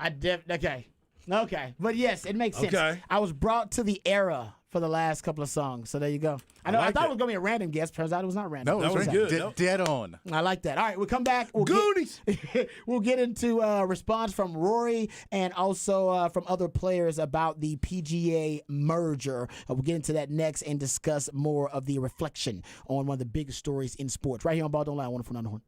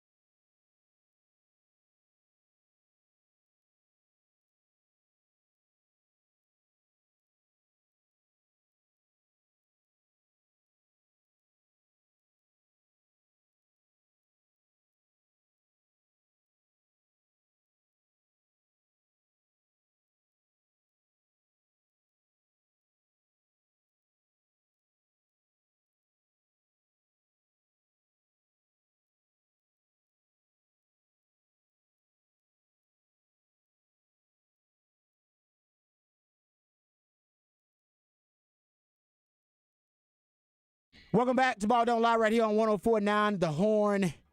It is a midweek movie music edition of Ball Don't Lie. That's when my man Patrick, the Idillionaire on the show, comes up with all the musically themed days of the week. That's when he takes songs from a soundtrack, plays those songs for us, and based on the selections that are played, Harge and I are supposed to gather clues and hints, breadcrumbs that lead us to the featured film of midweek movie music. I got it last segment. Goonies. Is this Cyndi Lauper? This is. Yes. This is The Goonies Are Good Enough. Oh, yeah. This is, this would have gave it away. Yeah. This definitely would have gave it away. These are all misfits. Oh, yeah. You know what I'm saying? These are all the kids that are just doing things. No, I love this show. And didn't one of the actors from the Goonies win like an Academy Award this year for was everything? Was it the one Everywhere, that All at was Once? short stack on? Yes. On Indiana Jones. Yeah, I believe it's the same. If I'm Yeah, not yeah, mistaken. no, yeah. I think it is. Yeah, I believe so. All right, I could be off about that. If I'm off I know about that. it was short stack. I know he was a guy because they were showing stories of him when he met Indiana Jones as a grown up. Because he looks Yep. the exact same. Like, I mean, as a Yeah. kid. Oh, like, he's a kid now, like, yeah. I think he looks pretty much the same. I think it's, so anyway, getting back to it. But Goonies is the movie featured film of midweek movie music. All right. Let's get, you know what, before we get back into the live stuff here, because we got several pieces of audio to play for the live, from some of the players from the PGA in their response to the PGA merger with, and actually more accurate than live, it's more with PIF, the fund that is the fund behind live. So we'll get to that, and we'll hear from Rory McIlroy and also, I believe, Bryson DeChambeau. We're going to hear from as well. Okay, so we'll get to that here in a second. But let's read some of the responses on the Specs text line, because we did have the Specs text line down while we figured out midweek movie music, and we got it. In response to the conversation that we were having about the Aggies, and also the audio we played of Billy Lucci. We have I listen, when I call the Aggies a side piece, I know it sounds like I'm not trying to be insulting. That sounds ridiculous. But I'm not, because the main the main rival of Texas is Oklahoma, and that's why I say the Texas A&M rivalry is kind of a side piece. And A&M never wanted to be a side piece. That's why they left Texas and left the Big 12, because they decided no, we want to be our own thing. Now A&M doesn't have a rival, unfortunately. So there's a little insecurity with that too. Yep. This texter says, "Such a side piece, you have to join our conference." Yeah, that's. Like I said, it's business, but the Aggies are taking it personal, and I get why they're taking it personal. Like I said, I'm not hating on the Aggies for that. I get why they're taking it personal. I get it. And they're taking it personal because they believe people aren't giving them enough credit for being able to see into the college football, the future of the college football landscape, and go to the SEC, which Texas decided to do. So I'll give you credit, Aggies, and give them the game, because they're the only ones who care about where the game is played. The Longhorns don't care. I don't think the SEC cares. I don't think the SEC cares. They don't. I don't think it matters to the SEC, or I don't think it matters to anybody else except the Aggies. So just give it to them. But I know a lot of you out there, y'all want to be petty. See the Specs text line? Yes. Y'all already petty. All right. Yeah. Another texture says it doesn't matter where it's at. Let's go spank some misbehaved Aggies for old time's sake. Yep. But some of y'all are upset and want to be petty like Harge and them. Yes, 100%. Yeah. 1,000%, not 100. I want 1,000%. I'm looking at it because they are so matter of fact that they owe us one. That's the part right there that drives me nuts. It's like, don't nobody what did Lil Wayne say in his rap? Oh, no. Real G's move in silence like lasagna. You know what I'm saying? So when that is what's going down and you feel like you're owed one, do that behind the scenes. Wow. Work that out. Don't put that out in front of people, because now you got everybody gassed up. Everybody is ready to go to fight for it now. It's like, we were cool before. Now you going to try to rub it in that this is, I don't know what Chris Del Conte seems to think. Y'all don't want to give them one win. That's the problem. No, it's not a win. It's not a win. I want you to play. They think of it as a win. Just them getting the home field for that first game, at least when they resume the rivalry. The Aggies believe it's a win. Nobody else believes it's a win. We're the like, side piece, but you're going to come to our conference. What are the That's Aggies, not a win. What are the Aggies about? Moral victories. Yeah. It's a moral victory. Negative. Let them have it. Nah. Let them have the moral victory. Putz says, I didn't give a damn where the first game was played until Bjork and Lucci started running their mouths. Now I won't say to screw them over again. Right. Now Longhorns just being petty. Y'all just being petty. But again, look Hey, what he said when he started it settle off. it on I the didn't field. care where it was going to be Hey, played Rod, until they started running their mouth. I Real will give G's Longhorn moving silence. I'll give Longhorn fans credit. We're being honest. This is 100% about being petty. 100%. We're not lying and being like, we deserve this and you owe. No, we will admit to you, it is petty, but you have brought this upon yourselves. Thank you, Patrick. The text line just coming in now. It's it's pretty hot and heavy here with a lot of Aggie hatred on the Specs text line. Yep. Someone says, hell to the no, bring them here. Someone says, Aggies getting whipped at home equals not a win. Listen, I think it's, I used to play the Aggies all the time. I love beating the Aggies in Aggie land. I think that's, honestly, I'm not going to lie. It's more satisfying to beat the Aggies in Aggie land for a player. It is. It is. They're so sad. All their traditions and everything, the humping and all that stuff. You know what I mean? It just it makes all of it, We learned so many yells. Yeah, exactly. Like it makes it all. I was there for the last game that Texas A&M played, and it was glorious to beat them in that fashion because they were a better team. They should have won that game. Yep. Every Longhorn fan knows they were a better team that year. Was and that yet Case McCoy? Yep. As Bucky calls him the greatest American hero. He's out there. He does look like that guy. Dude, he's out there sprinting around and like, Looking fast like Colt. how'd y'all let Case McCoy scramble down the field on y'all? Like, how does that happen? Oh, that was it was great. And that's when everybody was fantastic. 1,000% in love with Justin Tucker and realized his range. Yeah. That's when the range started to. His legend was already there, but it grew exponentially, and then he went on to do it in the NFL as well. Yeah. So That was fun. yep. No, the Aggies do have something. I believe it's a tradition they call humping. Aggies text me and let me know if I'm just some Aggie told me that. I believe it is. Am I making that up? Text Chad again. Text Chad again. He's our resident Aggie. I swear it is not. He's probably listening. He will give us an answer. It's not something like you guys are crass and your mind's in the gutter. I think it's like an Aggie thing. I don't know nothing about that. All right, then. I don't know Okay. nothing about. All right. And I made plenty of visits to Texas A&M. Legalizer says we'll beat the Shorthorns anywhere. Aggies put their hands on their knees and lead forward, a.k.a. humping it, Yes, to see, project told their you. voices. They hump it. Yeah. There you go. That's a thing. The core Yeah. calls Making it it up. soaking. I know these way to make Aggies. humping weird. Thanks, guys. No, we were all good with it in Austin, but we go to College Station and go, what's humping? We get louder. Oh, weirdos. We shouldn't have said that because out of Specs X line, they just using that. Yeah. They're just using that the They're humping running with it. The They're humping running it with it. tradition from the Aggies. Yeah, they hump it. All right. Sorry about that, Aggies. I was trying to take up for y'all. Go back and listen to the podcast we spent up. I'm actually taking up for that. I was almost an Aggie. And thank God for Mac Brown coming to my house and drinking my Thank mama's you, sweet Mac. tea. Thank you, Mac. Because otherwise, I'd been an Aggie, guys. I think about that oftentimes. The alternate timeline, the alternate universe, the Right now- multiverse where Rod B's an Aggie. Yeah, right instead now, of a Longhorn. you be in College Station being like, guys, it's just stupid. It makes sense. We get the next 5 games in College Station. I don't even get why there's an argument. No. Honestly, I would be hated by Aggie Land because I would like to think I still would be keeping it real because I have been called into Mac Brown's office before because Rod B keeps it real even when keeping it real goes wrong. So I probably would be a hated Aggie because I'd be speaking too much truth. Yeah, I know the yeah. Aggies don't like that. Yeah, for They sure. don't like that. No fan base. Longhorn fans don't like it that much either, by the way. Y'all didn't like it a lot either. Trust me. I remember. I remember people criticizing me. Turns out I was more accurate. I was more right than wrong. So y'all forgave me, which I Love it. appreciate. Love it. All right. Thanks for all the participation on Specs X Line. Now it's NC-17, so we can't even read any of these. It was PG-13 for a while. Then you guys skipped then it over the flipped R the rating. script. Skipped the R rating after the humping it clarification by my man Patrick in there. Okay. Specs X Line. We'll hit that up again. 512-337-3776.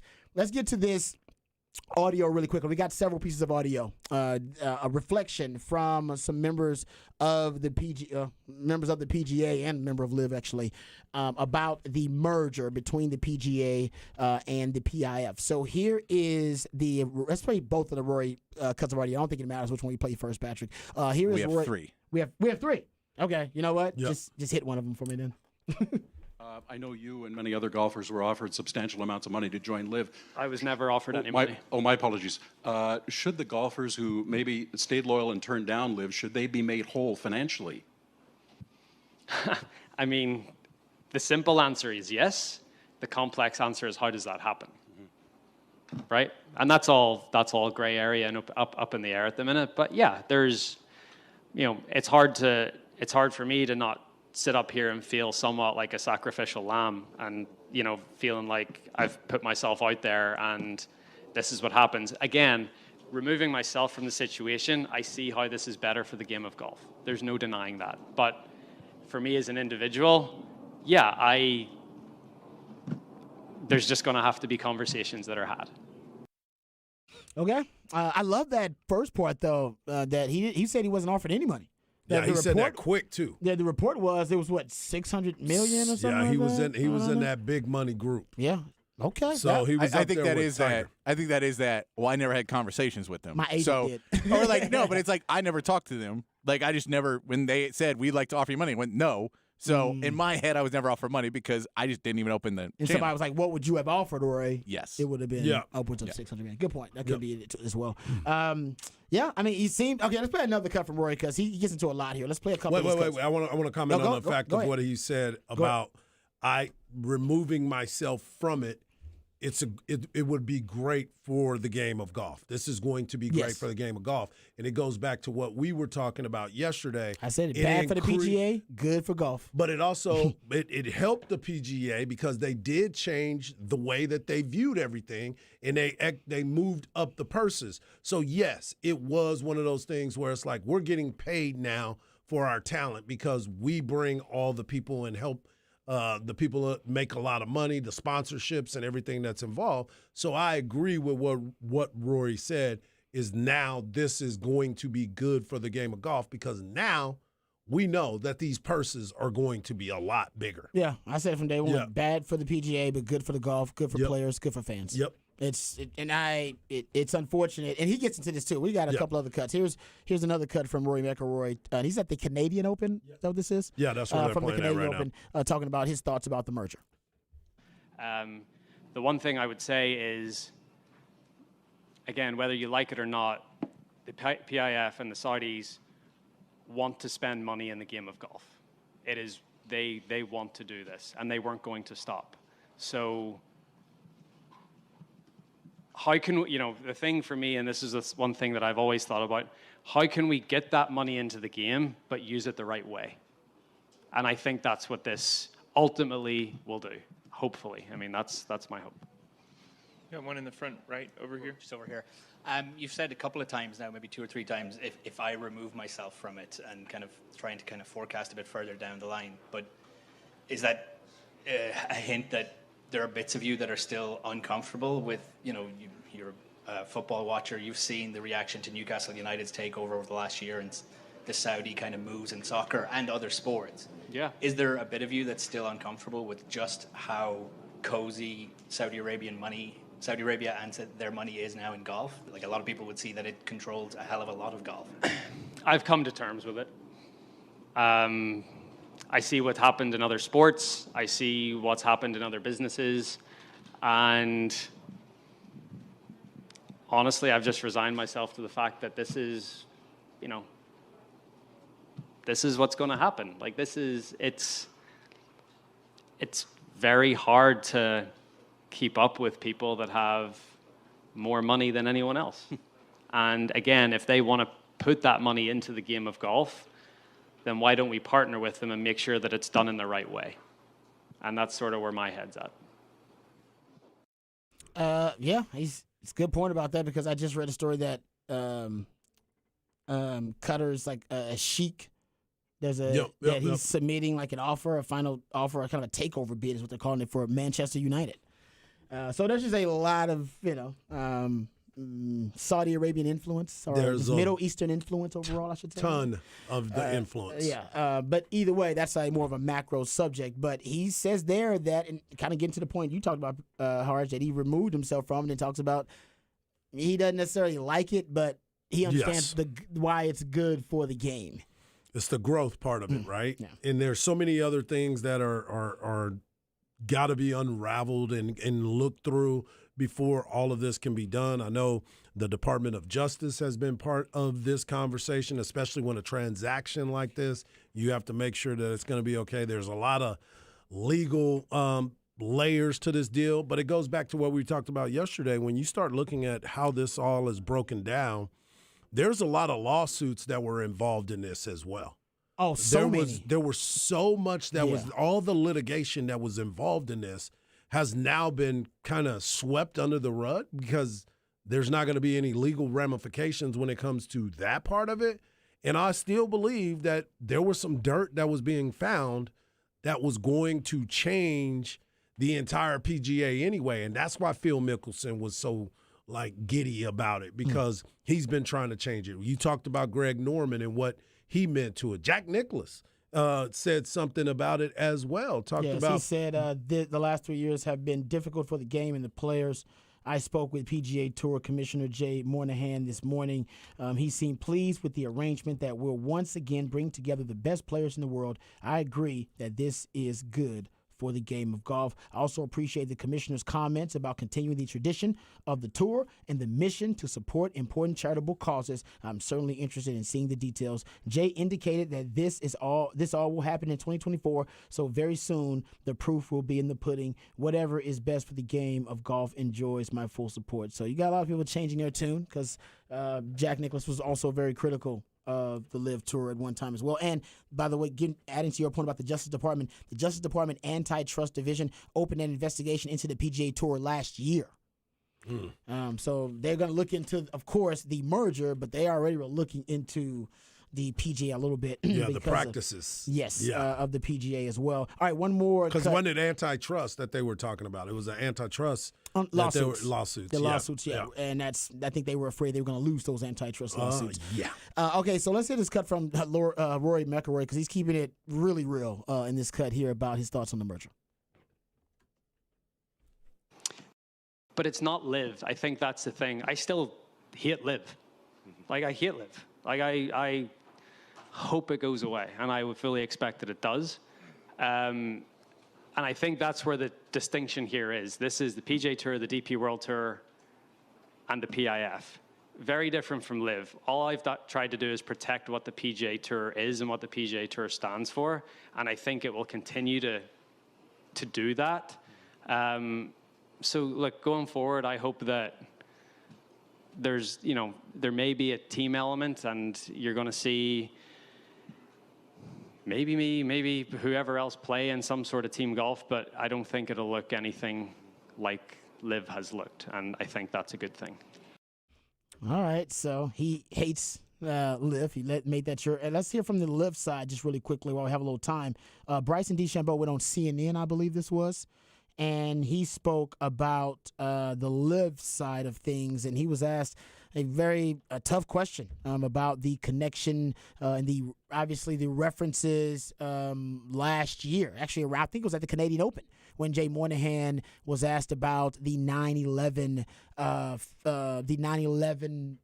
families, basically, and their thoughts on Saudi Arabia and their backing the LIV Tour, and now they're merging, of course, with LIV. Here's Bryson DeChambeau. Well, of course, one thing that's not behind closed doors, which we do know, is that the LIV Tour is backed by the Saudi Public Investment Fund, which, of course, is run by and backed itself by the Saudi Crown Prince Mohammed bin Salman. Because of this, that is why it has earned so much criticism, including from the families of 9/11 victims. And the group put out a statement today saying, quote, the PGA and Monahan, referring to the commissioner, appeared to have become just more paid Saudi shills, taking billions of dollars to cleanse the Saudi reputation. How do you respond to that? Well, I think we'll never be able to repay the families back for what exactly happened just over 20 years ago. And what happened is definitely horrible. And I think as time has gone on, 20 years has passed, and we're in a place now where it's time to start trying to work together to make things better together as a whole.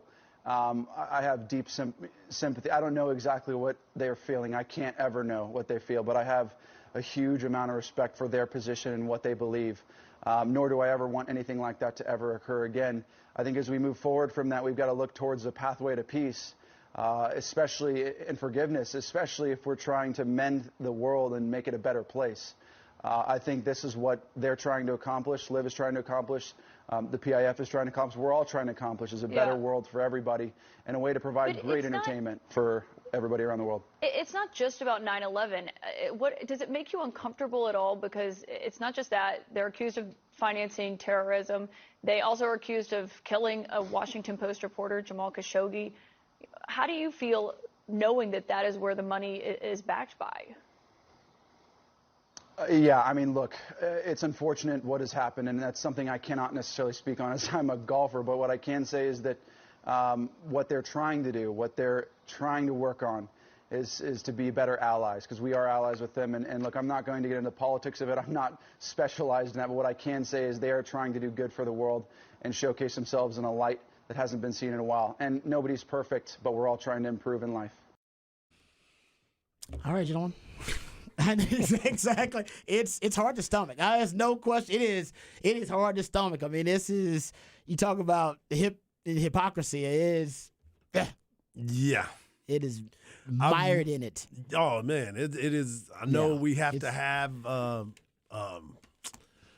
thought process on this one, but these are some of the things when you get into that level of discussion. It's hard to understand what someone else feels. It is. Unless you've walked in that shoe, right? We can all assume a certain thing. We can all feel a certain way about things. But when you look at what these people have gone through, the loss, and how they lost, that is the part that really, those golfers that are now, man, that was a long time ago, 20 years now. No, man, them people still live with that every single day. And you used it as a political chip. Yes. In trying to gain loyalty from, obviously, golf fans. Yes. And to try to win people, get people on your side. And that I think that's the worst part about it. That is the worst part about it. Because, like I said, I gave you my notes from last year at the time we started discussing this, and everybody was saying they were probably going to lose. Hell, even President Trump said they were probably going to merge. Why would you be so adamant for loyalty from all of the all of the players and everyone else? Exactly. When you know that you were going to cave in the end. Yep.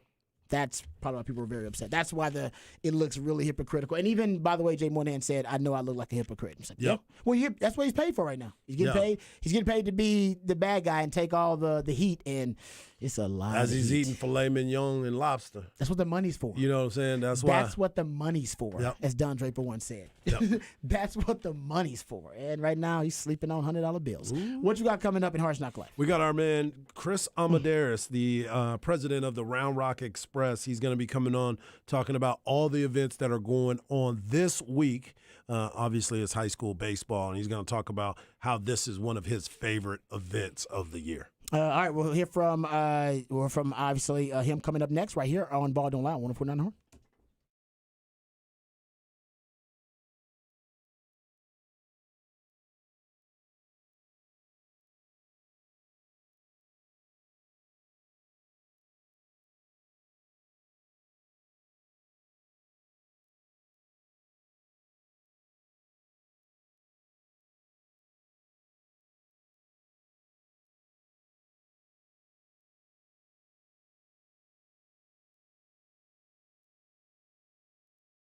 Hey, what's up, folks? Lifetime Longhorn, Rod Babers here. We know that Austin is a beautiful city. That's why we all call it home. But part of the aesthetic appeal is thanks to the skilled craftsmanship of Ironworkers Local Union 482. They've been helping shape our city since 1935. That's a really long time. And you see the labors of their love all over this great city in exquisite, iconic landmarks like DKR Stadium and the Pennybacker Bridge. And as our city continues to grow and thrive, so do our good friends at Ironworkers Local Union 482. And right now, you can become a valued valued member of Ironworkers Local Union 482 because they're hiring over 3,000 people right now for a huge project. So right now, you can become a valued member, accept the challenge of becoming the best version of yourself while helping shape our city's economic development. You can be a part of a great team that will help you take pride in teamwork and craftsmanship that helps shape the future of our great city. So you can maximize your potential and be your best self today. Simply apply at ironworkers482.org. That's ironworkers482.org.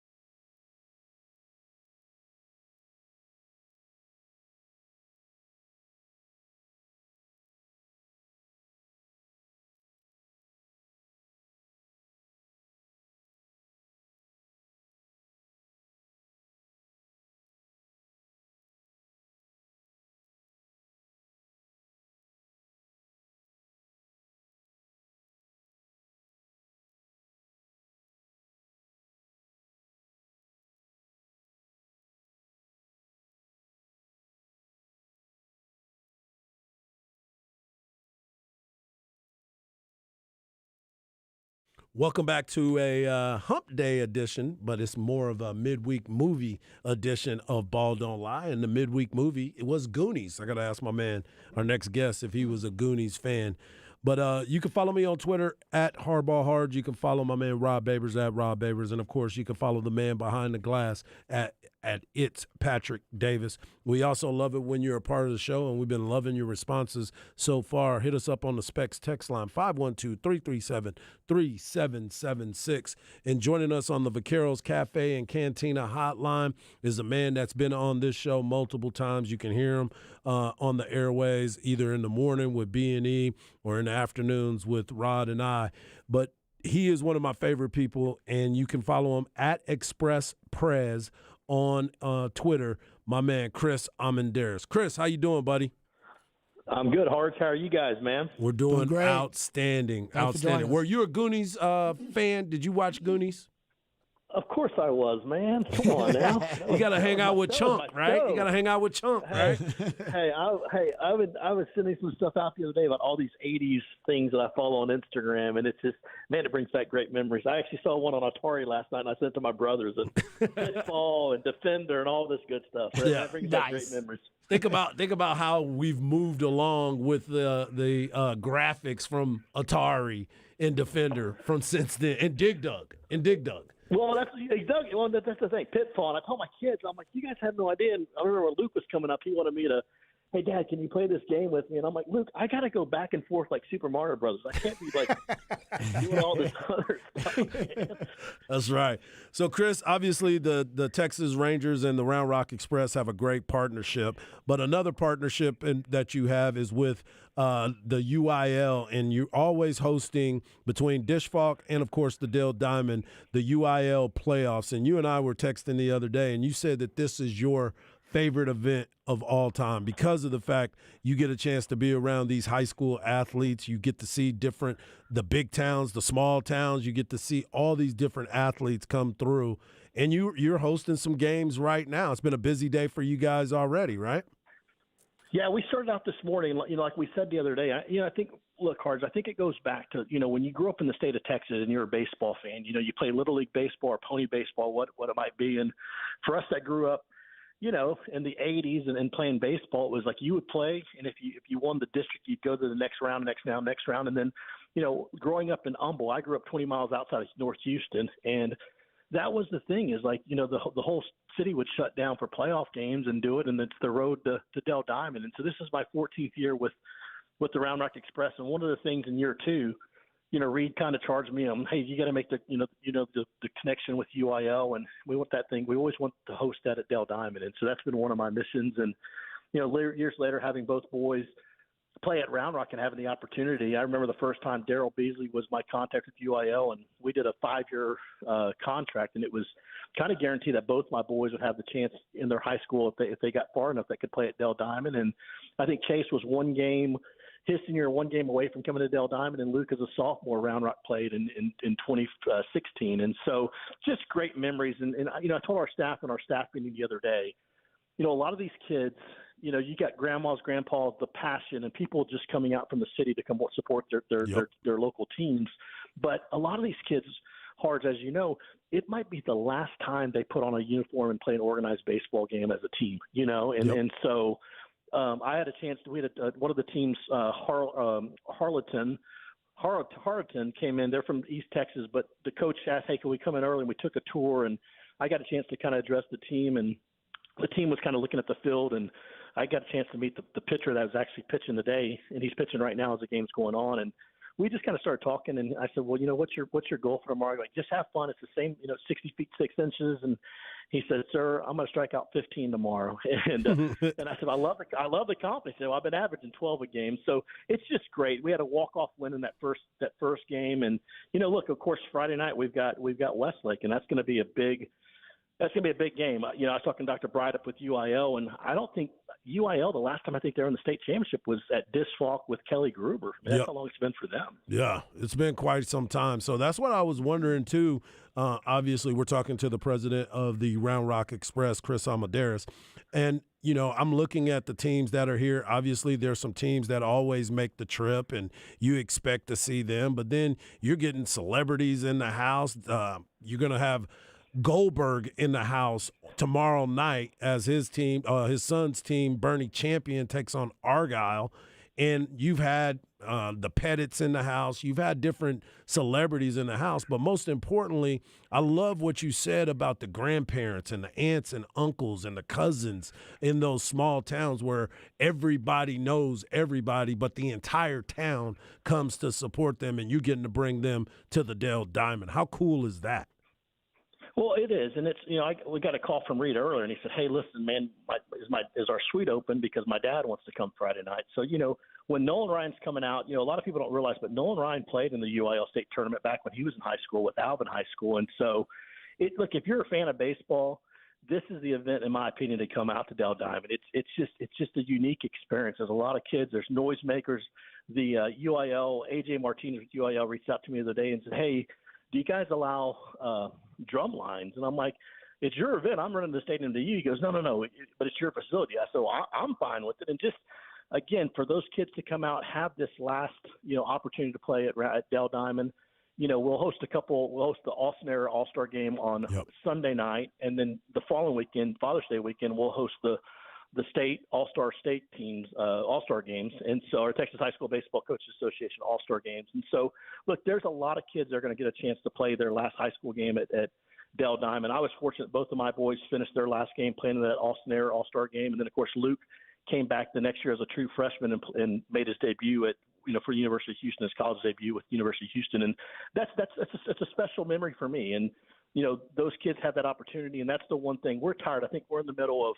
It's 49 games in 48 days is what we're going through right now with our Round Rock Express schedule and then the UIL and all these All-Star games. But, man, at the end of the day, it's what we do and it's the business we're in and it's what connects us, and we love it, man. And it's totally different from what you were up against a few years ago when we were dealing with COVID. Now you're at the ballpark every single day and not having to worry about some of the other things that were going on. But I wanted to talk a little bit about the fact of the 6A games. You brought it up about Austin Westlake taking on Pearland. I believe a lot of those kids from Pearland were the same kids that went to the Little League World Series.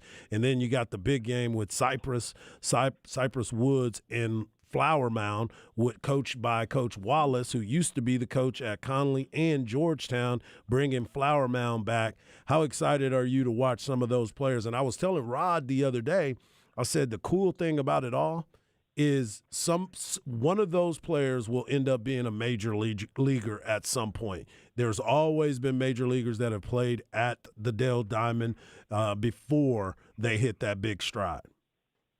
Well, and I think that's what the neatest thing about it is you get a chance to see these kids play in the high school, and then some of them will get drafted next month, and then some of them will go off to play college baseball and have got college careers, and then when they get into pro ball to come through Dell Diamond, it's one of the neatest things. There's a kid on El Paso that was here a couple weeks ago, Michael Cantu. He played at University of Texas, but Michael Cantu played against Mike Chase way back in 8U coach pitch in Houston at Baseball USA, and we were talking about this the other day. He hit like 3 home runs in one game, and I was talking to his dad, and it's just so neat to make those connections and remember those kids and to come through it. And look, Danny's a good friend. Had a chance to meet him when he was at Georgetown, and of course the first year he came back with Flower Mound back in 2014 to win it, and it's just neat. I think it's a great opportunity for us to showcase Dell Diamond, and that's the goal, the road to Dell Diamond and the road to Round Rock and the finisher season at Dell Diamond. And so, the Texas High School Coaches Association, they're up in the Intel Club all week, and it's just neat to connect with those guys. And, man, the first thing we're always talking about is just, one, they're asking about my boys, and we're just talking baseball. And it's why we got into this business and what we like to do and just spread the joy through the game of baseball. And there's no better event that we put on than the UIL State High School Championships. We're talking to the Round Rock Express president, Chris Amadeus. And Chris, before I let you go, we were talking to Jared Sandler yesterday about the Texas Rangers. Obviously, you are in the middle of it all because they're shuttling players from Frisco to Round Rock, from Round Rock to Arlington. How excited are you about what you're seeing from the Round Rock Express playing some good baseball, but most importantly, the path that a lot of these guys are going to, the Rangers playing as well as they are? It's been fun. It's been one of the most exciting seasons so far, just with the success that the Rangers are having. We got it a couple years ago when we were with the Astros and having those kids come through. But look, as you know, we're about development. And so, the round, I like to tell people a lot of times we're the baby Rangers. And so we're developing these kids and teaching them, hopefully giving them a great experience. So when they get that call and to play what their ultimate goal is to be in the major leagues, that when they come through Round Rock, that they say, you know what, Chris and Tim and Stu and all the gross people on my staff, Jackson, we were first class in everything we do. And, we meet with them after we come back from spring training. When those guys break spring training, we meet with them and say, look, we know you want to be what your ultimate goal is, and we're going to do everything we can to get you guys prepared to play, for the Rangers. Last Friday, we had almost 12,000 at house. It was booming. It was unbelievable, the crowd that we had. It was the Syntex opening ceremonies and Nolan Ryan bobblehead series, first New York Met bobblehead out that night, and it was great. We're playing some good baseball. Oklahoma City looks like they're probably going to win the first half, and we've got a great chance to win the second half and play in the playoffs and try to do something. But it's exciting. We got some bad news yesterday with DeGrom, and you always feel sorry when something like that happens, but I think the Rangers have made some moves in the offseason that have put them in a great spot. And, it's fun. I think I've gotten more people calling asking for Ranger Astro tickets at the end of the month. And I'm like, guys, mine are gone. They're not doing comps. So you might get to buy whatever you can, because it's going to be a big series. I think that series is going to kind of, steer the second part of the season on what happens. And it's going to be fun. It's going to be a neat summer. And we encourage people to come out to Del Don. I look forward to seeing you guys come out and go from there. Yeah, I'm excited to be back out there, and I'll definitely be there Friday night as Westlake takes on Pearland. It's an exciting time for a lot of these young kids, and if I'm not mistaken, Chris, they can go to MILB.com to get the tickets, or can they go to RoundRockExpress.com or RR Express? They can go to our website and look. There's a link through UIL with how to buy tickets, and it's we're encouraging people, especially on Friday night, to buy the tickets. It's going to be that way. You just come through the gate and show your phone, the ticket on your phone. Ticket lines are going to be long if they don't do that. But we'll be ready. We'll be excited and looking forward to watching some great baseball. And hopefully the good guys will win. Whoever the good guys are for those folks. We're going to enjoy it, man. It's my chance. I don't have a dog in the fight, but I just get to cheer for people. I do have friends. Chance and Dan Covert are good friends and good partners with us. And Britt Peterson. There's been some guys reaching out, so we're gonna have some fun and cheer it on. And I'm, my boy Adrian Allen, he's down at Disc. So I wish I could watch those guys play. No doubt. It's gonna be fun. Yeah, I'm excited about it as well. And I wanted to ask too, when you start looking at all of this, last year you saw Georgetown win the state championship right there. And the entire city of Georgetown is there. I know you guys do a great job, and are y'all prepared for all them folks from Westlake to come in there? We are. It's funny. I think we sold out of suites for Friday night, but we'll be ready. One of the things we've got a kind of a plan in place. Georgetown, they had the biggest crowd ever. Round Rock was right behind them, but if we've got to open up the home run porch, we'll do that. But we'll kind of see how it goes and just kind of start, being ready, prepared as those folks come in. And we want a big crowd, and we want some good baseball. And I think this is the best weekend to kind of get that playoff atmosphere. Baseball and the passion with these kids and just the parents and the family and the noisemakers. It's just a fun environment. Yeah, it's going to be a wild time. Thank you for joining us, my man. This is my man Chris Amadeus, the president of the Round Rock Express. Make sure you get over there and check out the Round Rock Express, but most importantly at this time, get over there and watch some high school baseball. A lot of talent is on display. Thanks, Chris. All right, guys. See you later. See you soon. Appreciate it. Yeah, that's good stuff right there, because you don't ever think about the logistical part of that, and then all the teams and all the cities and the small town versus the big town and who's coming in, grandparents, cousins, everybody's involved, because Chris is right. And Rod, you've been there. You don't ever know when it's going to be your last time to play, and for some players, they already know this game may be their last game. So it's a good time for a lot of people, but it's also stressful too. Yeah. Oh, no question about it. But it sounds like it's going to be a damn good time. Yeah, it's going to be a really good time, especially if you got somebody actually playing in it. But even if you're not just a baseball fan, it seems like still would be a nice place to go. No doubt. All right, that's Hard Knock Live. We come back. There is a story that is kind of taking over NBA Twitter that we have to discuss. Zion Williamson in the news. I don't even know this is news. There's news, but then there's the rumor mill also attached to it. So we'll get to that because NBA Twitter is blowing up with this story. We'll talk about it right here on Ball Don't Lie 104.9 The Horn.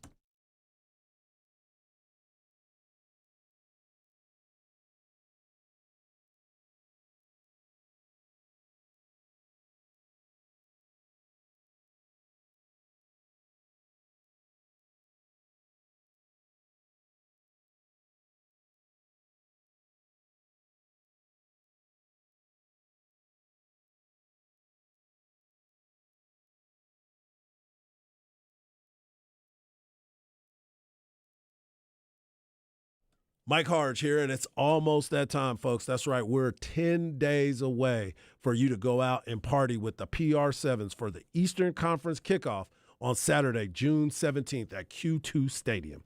PR7s, as it's known for short, is rugby for an American audience, featuring predominantly North American player pool and competing in some of the best entertainment facilities across the country. You can catch rugby at its best. You can meet the team. You can be part of the headliners. You meet the locals and the men's and women's team Texas battle for a spot in the championship. Don't miss out on the ultimate Fan Fest experience with fun, games, drinks, music, and so much more. And it's all happening Saturday, June 17th at Q2 Stadium. You need to get your tickets today at PR7s.com. That's PR7s.com.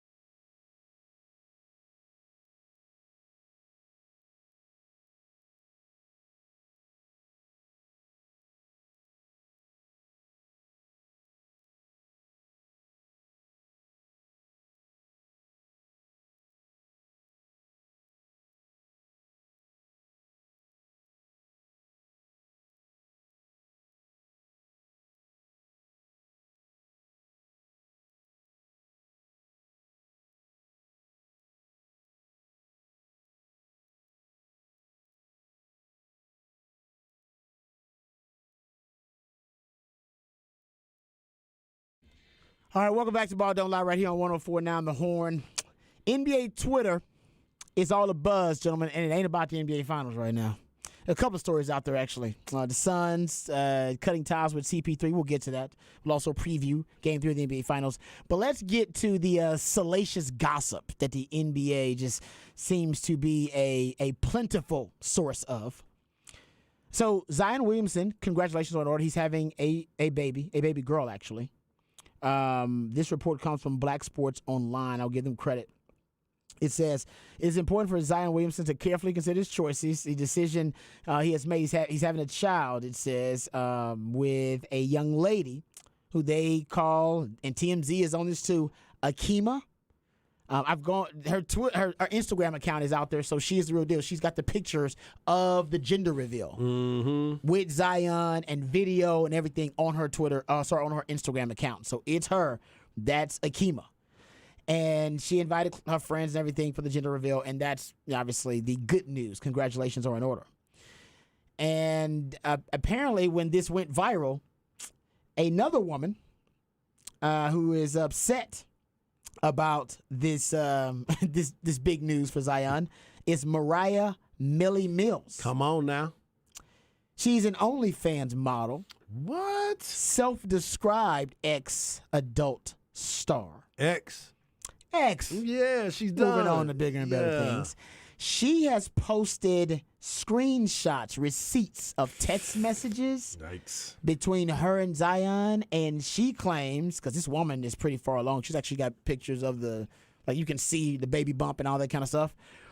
This other woman, Mariah Mills, is claiming that her and Zion been getting it on since very recently. We don't exactly know the time. And she tweeted out some very nasty stuff. She said basically you couldn't even get a real porn star pregnant. Oh.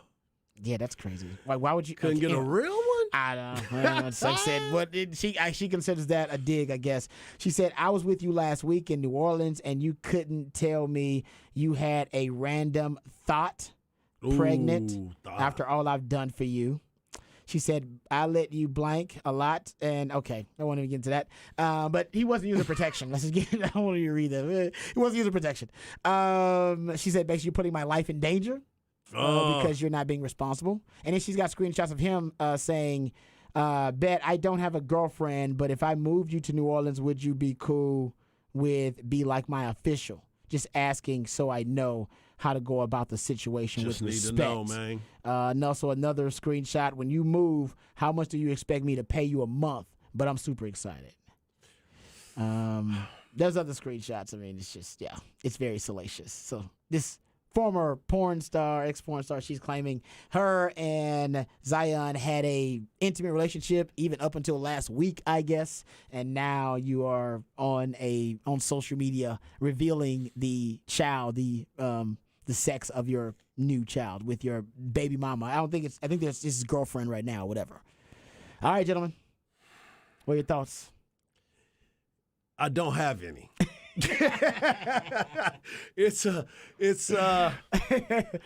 Do we believe the porn star? What do they? She's got screenshots. 100%, I believe. Okay. 100%. 100%. 100%. You know why?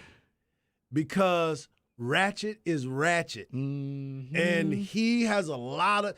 That's why he's dealing with so many injuries. Dude been putting in too much work elsewhere. Hey, he ain't great. Will Chamberlain did it all the time. He was still a GOAT. That's because Will Chamberlain was built like that. He's old school, baby. Yeah, he was an OG. He showed up for work every day. And based on those numbers, he had to be putting it in every day. Exactly. So, yeah. Do you think in New Orleans it's just tiring at this point that you see Zion Williamson training and you're like, he's not healthy, is he? No, this is other news, isn't it? It's never he's coming back and healthy, is it? Yeah. Every time there's news, it's like, and he's gonna be out for 6 more weeks. The other part is like he's always he's looking better than he's ever have in the offseason. Well, he's in great shape right now. According to the report from Robert Littell of BSO, oh my gosh. The OnlyFans model Mariah Millie Mills, she does say she helped him get back in shape by playing Bedgammon. That's what he says. The headline, I can't even read you most of the headline from him. You cannot. For the story. Do you think that do you think that the strength and conditioning coach for New Orleans had to look that up? He's like, I don't have this in any of my training. Oh, also she says she's late, so you better hope she's the ex-porn star says she's late. Is she? And she said you better hope. Where was she she's supposed not to be? Why is she running late? She missed her. Yes. Oh yeah. She missed her friend. It is nice to know that he can perform in one thing. Yeah, Because we know he can't perform on the Very basketball good court. He is point. prolific right now, apparently. Like, see, so good for him. He's a high scorer. He's got a lot of free time. He does, and a lot of money. Yeah, Yes. he's got a lot of free time because Yeah. you know he ain't playing basketball. Hey, And they gave him an extension, too. hey, Aggies, this is the side chick I was talking about. See? Remember I brought that up earlier? That's a side chick. There you go. All right. Any other comments about this, guys? Negative. Yeah, he Because probably it's all negative. he probably made a dang coaching mistake on. Oh, by the way, the baby mama, there's now rumors that she was also at one point an exotic dancer. These are just rumors. So there's stuff coming out about her too, unfortunately, because they're talking about where they met and they believe they might have met. 100%. Zion Club. needs to get to church. I mean, come on, fine. I think that's a church. It's a strip club called that. in It New is. Orleans. Church. We know Zion's been going to churches plenty. Exactly. He's like, oh, I'm going to church. I'm going to get blessed. I'm going to churches. I'm gonna get me a bucket. We said church, not churches. Come on, Church. Get on the court, Zion. Oh, man. All right, we got more NBA news because CP3 apparently has to find a new home. We'll talk about that. We'll also get into previewing NBA Finals Game 3. All of that and more right here on Ball Don't Lie, Wonderful Horn.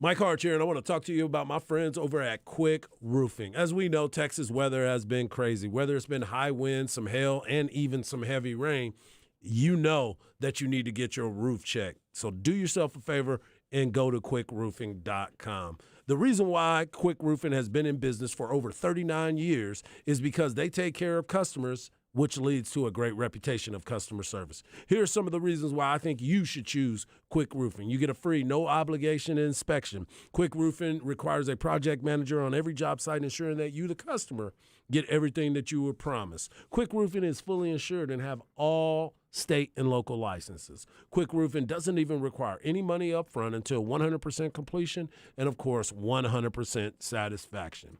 With all of that, you get a 7-year workmanship warranty. So what are you waiting for? Reach out and get that free inspection. Go to quickroofing.com today. That is quickroofing.com.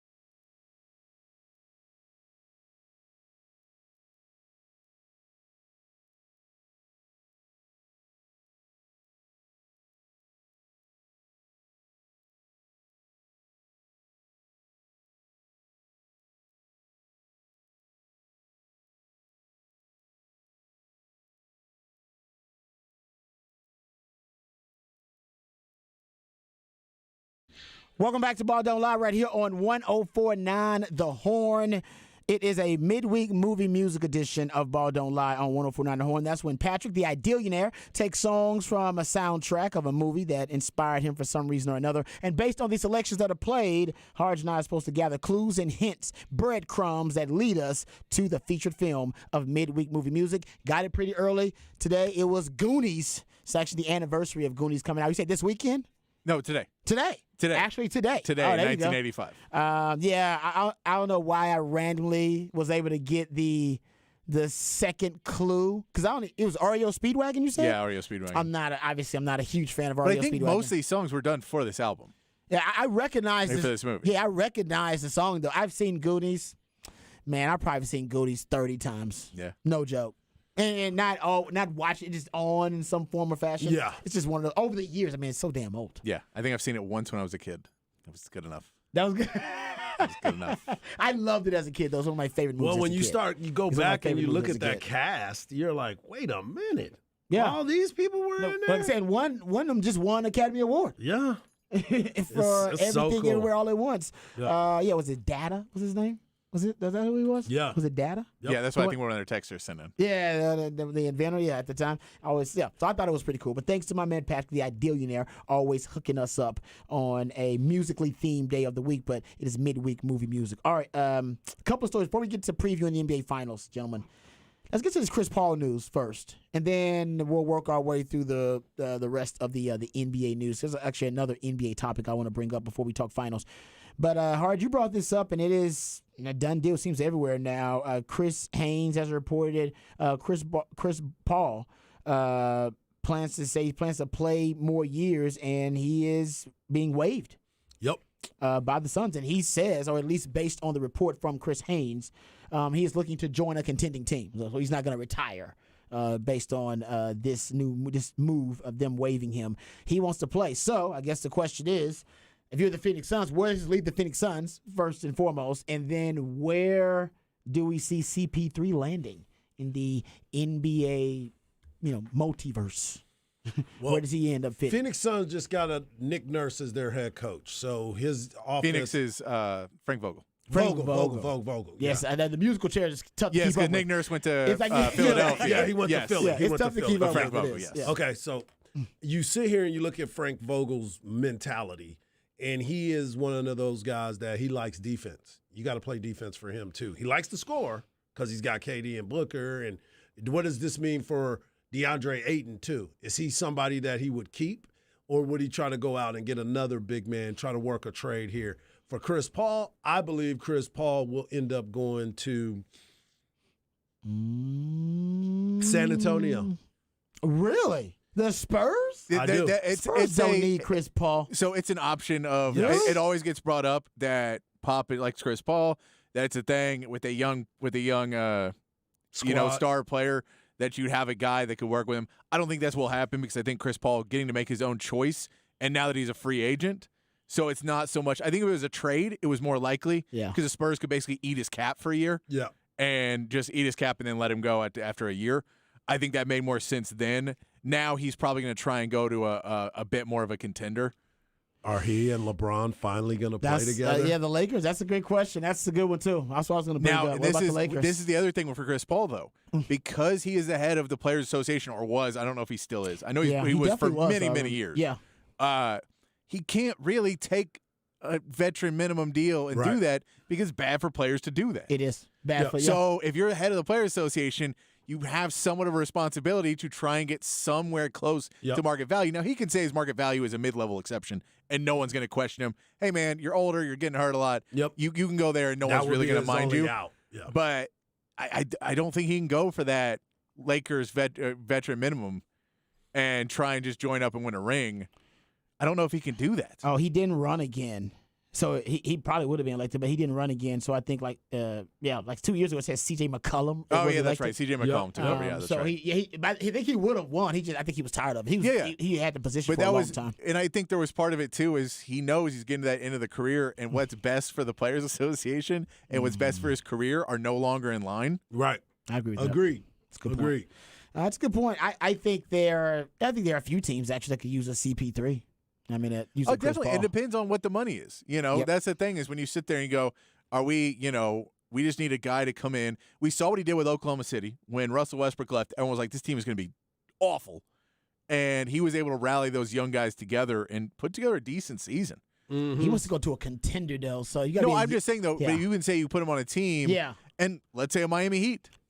That's another option. If you say a Miami Heat and he's only making $10 million a year, Lakers Heat, I like that. Philadelphia, and you put him on a team like that where he can, he goes in instead of James Harden. Yeah, and you put him on a team where it's like, hey, we just need somebody with a little bit more leadership. I wouldn't put him on Philly just because that's pretty much a guarantee that you're not winning a title. But oh, come on.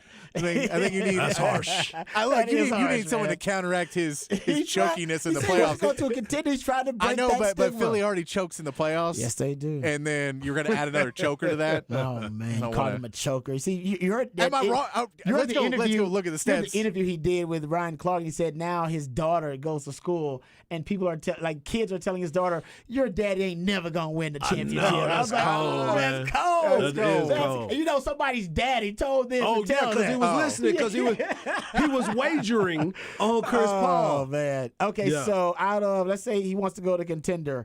Let's say Lakers, Heat, Milwaukee, Philadelphia. Which one fits CP3 better? Those are contenders. He's I not think just the Sacramento, Lakers just you know what that was? because. I think Lakers just because. I do. I think if I'm picking, I'll take the Lakers too. Just you know, because he wanna LeBron play with already LeBron. said he's already thinking about all kinds of stuff. Well, now CP3 is available. But the Miami Heat's interesting though. The Heat's Miami interesting. Heat, I think That's the Miami very Heat could move money around a little bit easier. That's interesting. I just don't think the Lakers have pretty much any flexibility trying to keep Rui Hachimura, trying to keep Austin Reeves. You don't really have a lot of flexibility to really do anything. So I don't know if there is a way they can do it. It makes sense, but unless he's going to take a giant pay cut, like veteran minimum pay cut, I just don't see it. Now, on the other side, on the Phoenix side of it, this is part of the new CBA. This is what's going to happen with the new CBA. The massive, you can't just like $40 the million Golden State Warriors did the luxury tax. It's, $40 million for a guy who you feel is not worth close to that anymore. And you feel, look, it's going to hinder us making moves, hinder us making trades, hinder us signing people because you can lose the mid-level exception if you're on that second tier of the cap.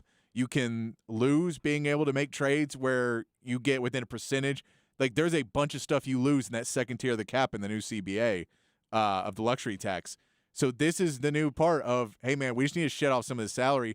He's not really tradable unless we throw in a pick with him. So let's just eat the salary.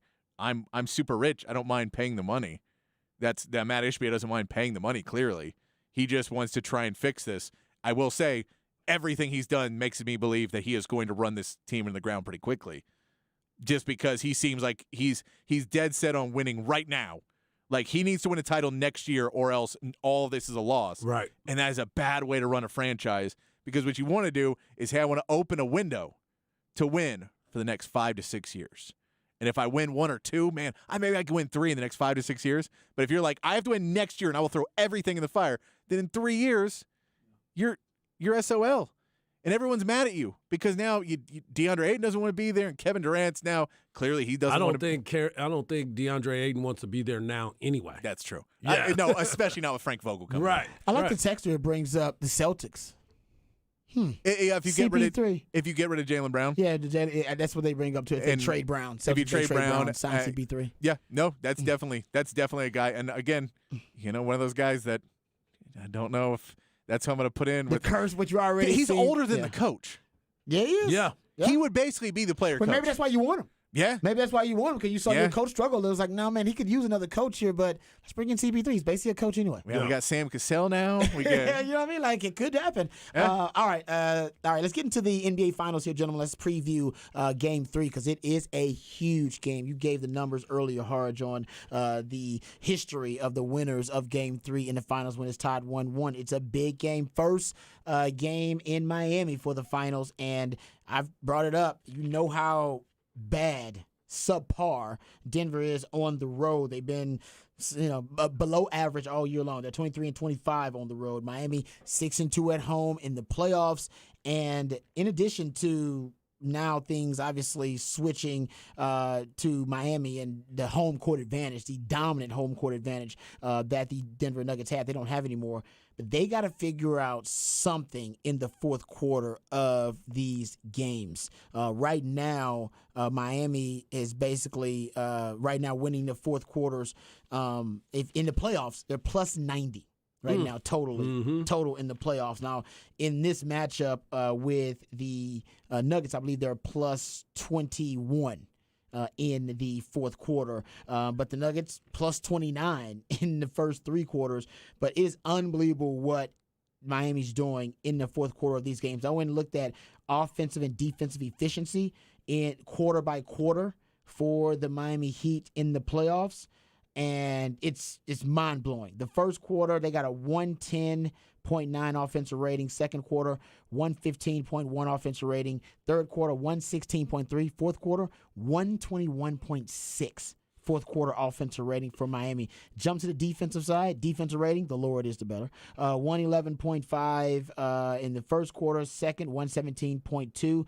117.6 in the third quarter. It is a 102.4 defensive rating in the fourth quarter. They're just a different team in the fourth quarter. They are entirely. They're being outscored. Yeah, they've been outscored in the first three quarters, the entire playoffs. But in the fourth quarter, they're dominating their teams in the fourth quarter. They have the third best fourth quarter punt differential in a single playoffs in NBA history. Yeah, that's the interesting part for me is because of the fact that they are so bad, but they also say they don't care because they're still able to stick around until the fourth quarter. That's the other part of it. Yeah. If you try to blow them out, just like game one, the reason why the score got to where it was, they were getting blown out.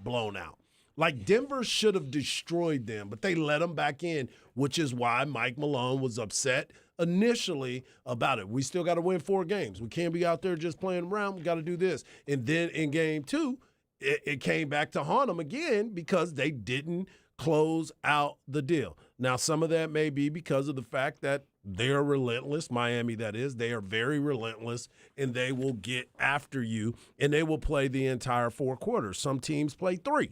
Some teams play 3.5. Yeah. They don't finish out the game, and that's what Miami builds their mindset off of. You talked about it earlier, the undrafted points that are being scored by these players. Jimmy Butler, his game is not as pretty as it once was in the very beginning of it, but he did score 21 points in the second game, which kind of helped lead his team to the victory. It was a tight victory, but he scored enough points to beat them. Now let's see what happens on this game when they have to be more efficient and smarter in the fourth quarter because the numbers are there. You know the analytics are there, and the people have it's right in front of your face. So if we're getting them, they got them too. So they need to make sure that they're paying attention to what's going on in that fourth quarter. And this is going to be something too for Michael Malone. He's got to make sure that he does a better job coaching too in the fourth quarter. Yeah, he's got to do a better job. I mean, the Nuggets, to your point, they did have control over game 2. They had a 15-point lead in that game. They went on a 29-8 run. Guys, they had a 40-14 run in that game and lost. How the hell do you have a 40-14 run and lose the game? Like, that's crazy. Right. Like I don't, and they still didn't, to Patrick's point, they didn't score enough points for Denver. You said, what's your magic number you said? 115. 115. That's hard against Miami. It is. 115 It's ain't very easy hard. against Miami. No, no, exactly. Yeah. And that's what we saw is we know the number for Miami is 105. They get that's the difference in the series. If they can hold Denver to 105, they can win that game. I think they scored 108 in the last game. Yeah, and they ran did, road to win. So like that 105 to 110 is where they can win it. Once it gets over 115, it's pretty much Miami cannot match that firepower. What did Denver get? 104 the first game? Yeah, and they scored 93. Yeah, but they're holding them right down That's low. good, though. Yeah, defensively. And so you guys have to do it. I think you also need to find out today, you got to let Jamal Murray try and take over early, try and get Jamal Murray going, and then you save Jokic a little bit more in that fourth quarter when things get a little bit harder and when they're pushing around. That's a good idea. You don't use his legs all up for scoring 35 in the first half. You have him in the fourth quarter when Miami's really trying to shut it down. You go to the best player in the league and have him consistently put in 2-pointers and just score 2 and score 2. And when they're trying to come back from when they're down and you're just constantly just keeping them at bay. Even if they're hitting threes, it's a long road to hit threes that consistently if someone's just consistently scoring down the other end. That's how I would try and build it. Now, Spoelstra is going to try his best, and the Heat are going to try their best to stop that from happening. We saw, Jamal Murray only got 15 shots in the last game. He had 10 assists, but only got 15 shots because they know they're trying to get. They put Jimmy Butler on them. Yeah, They put Jimmy, and they're trying to put the best. But Yeah. Jamal Murray, we've seen what he could do in this playoffs.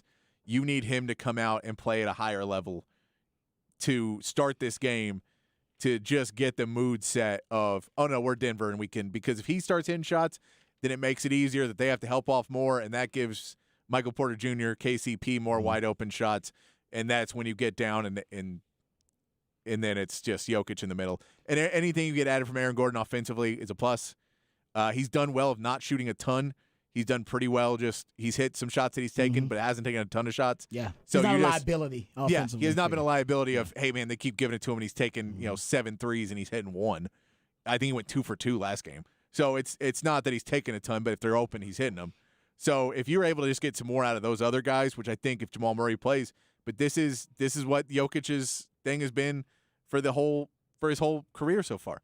He needs a second guy, and he hasn't had it. Yeah. And Jamal Murray needs to be that second guy tonight. And honestly, I was listening to a clip of Steve Kerr on with Draymond Green, and Steve Kerr said that. He said Jamal Murray is the head of the snake, essentially hinting that Jokic is the heartbeat. Like, Jokic, either way, you can kill them 2 ways, right? You can take the head off the snake, or you can take away their heart, and it's tougher to do that. It's almost impossible strategically, with personnel, whatever, schematically, for you to take away Jokic. It's easier, actually, to try to take away Jamal Murray. Yeah. It's easier to take away the other pieces, and I think that's the approach that they had, and it was a great adjustment by Spo to have Kevin Love in the starting lineup. I love Patrick's counter, which is, no, let Murray control the offense. Kind of let him early on, and then you can close, let Jokic be your closer. Because you need somebody to help you close in the fourth quarter, because you're getting dominated in the fourth quarter. So you need somebody to help you close. That's your closer. And then maybe you kind of force Jamal Murray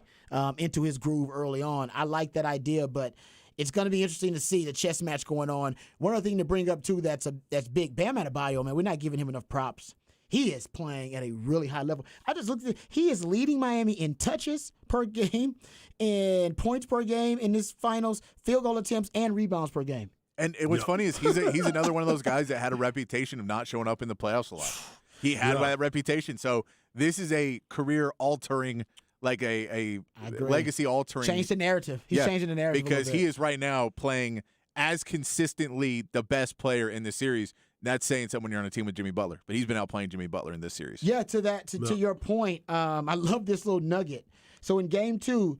Jokic and Bam both had 4 assists. Both their 4 assists led to each of them creating 11 points off of those 4 assists. But Bam had more passes.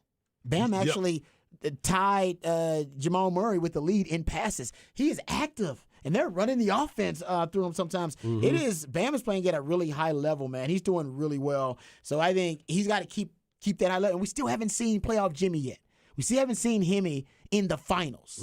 He hadn't shown up. He's doing what he needs to do. He's contributing in a lot of ways. He's not by any means hurting his team. He's helping his team. No, but we he haven't does seen extra. We haven't seen him take over a game. We haven't yet. seen playoff Jimmy since what, Game 2 or Game 3 of the Eastern Conference Finals? Ever since Rob brought it up, since he sprained his ankle. That was early on, but he's been he's been trending down. He's been trending down. He peaked. It seems like he peaked. Yeah. But you're gonna get one Hemi game. You figure? Is it gonna be tonight? It needs to be tonight. Because what is the number on?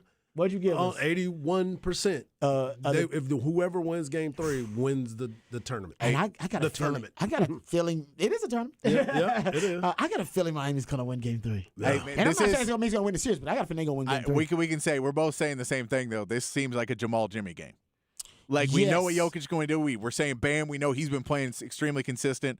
This could swing on Jamal and Jimmy because look, if you're role players, if Miami shoots 50% from 3 again, real good chance to win. If Denver shoots 50% from 3, they'll probably win. But if both those even out to 35%, which is still good, 35-40%, then I think it's Jimmy and Jamal. Yeah, because that's another thing. You brought up the 3-point shooting. It's worth the mention that the Miami Heat have shot over 45% 7 times in these playoffs. 6 times they've shot over 48.5%. They've shot 60% versus the Bucks once, 54% versus the Celtics once, 51.6% versus the Celtics from three-point range, 50%. They shot over 50% 3 times versus the Celtics. Mm-hmm. That is nuts. That is ridiculous. Nuts. And that is absolutely ridiculous. And they shot 48.6% in game 2. That's the key for them. If they're having three-point range, they're really, really tough to beat. So we'll talk some more about that and keep up with that. Good NBA discussion. Gentlemen, there is a story that has rocked the sports world, and it's not the merger between the PGA and LIV. Say what? Lionel Messi. Mm-hmm. It's a new home, gentlemen. We don't talk a ton of soccer, but we are a soccer town, and this is worth discussing. We'll get into it on the other side and talk about the groundbreaking, unprecedented news that Lionel Messi headed to the MLS with Inter Miami. We'll get into that on the other side right here on Ball Don't Lie 104.9.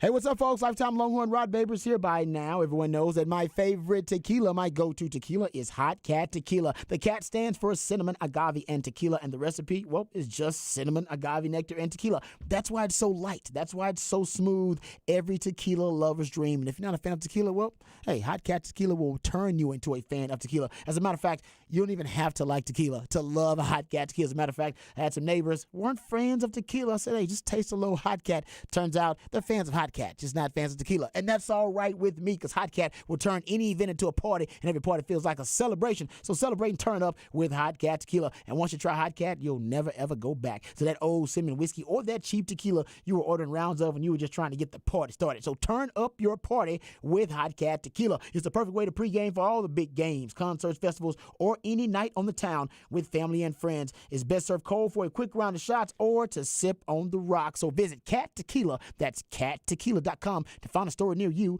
that sells Hot Cat Tequila, or to find a bar near you that serves up Hot Cat Tequila. Toast and turn up with Hot Cat Tequila.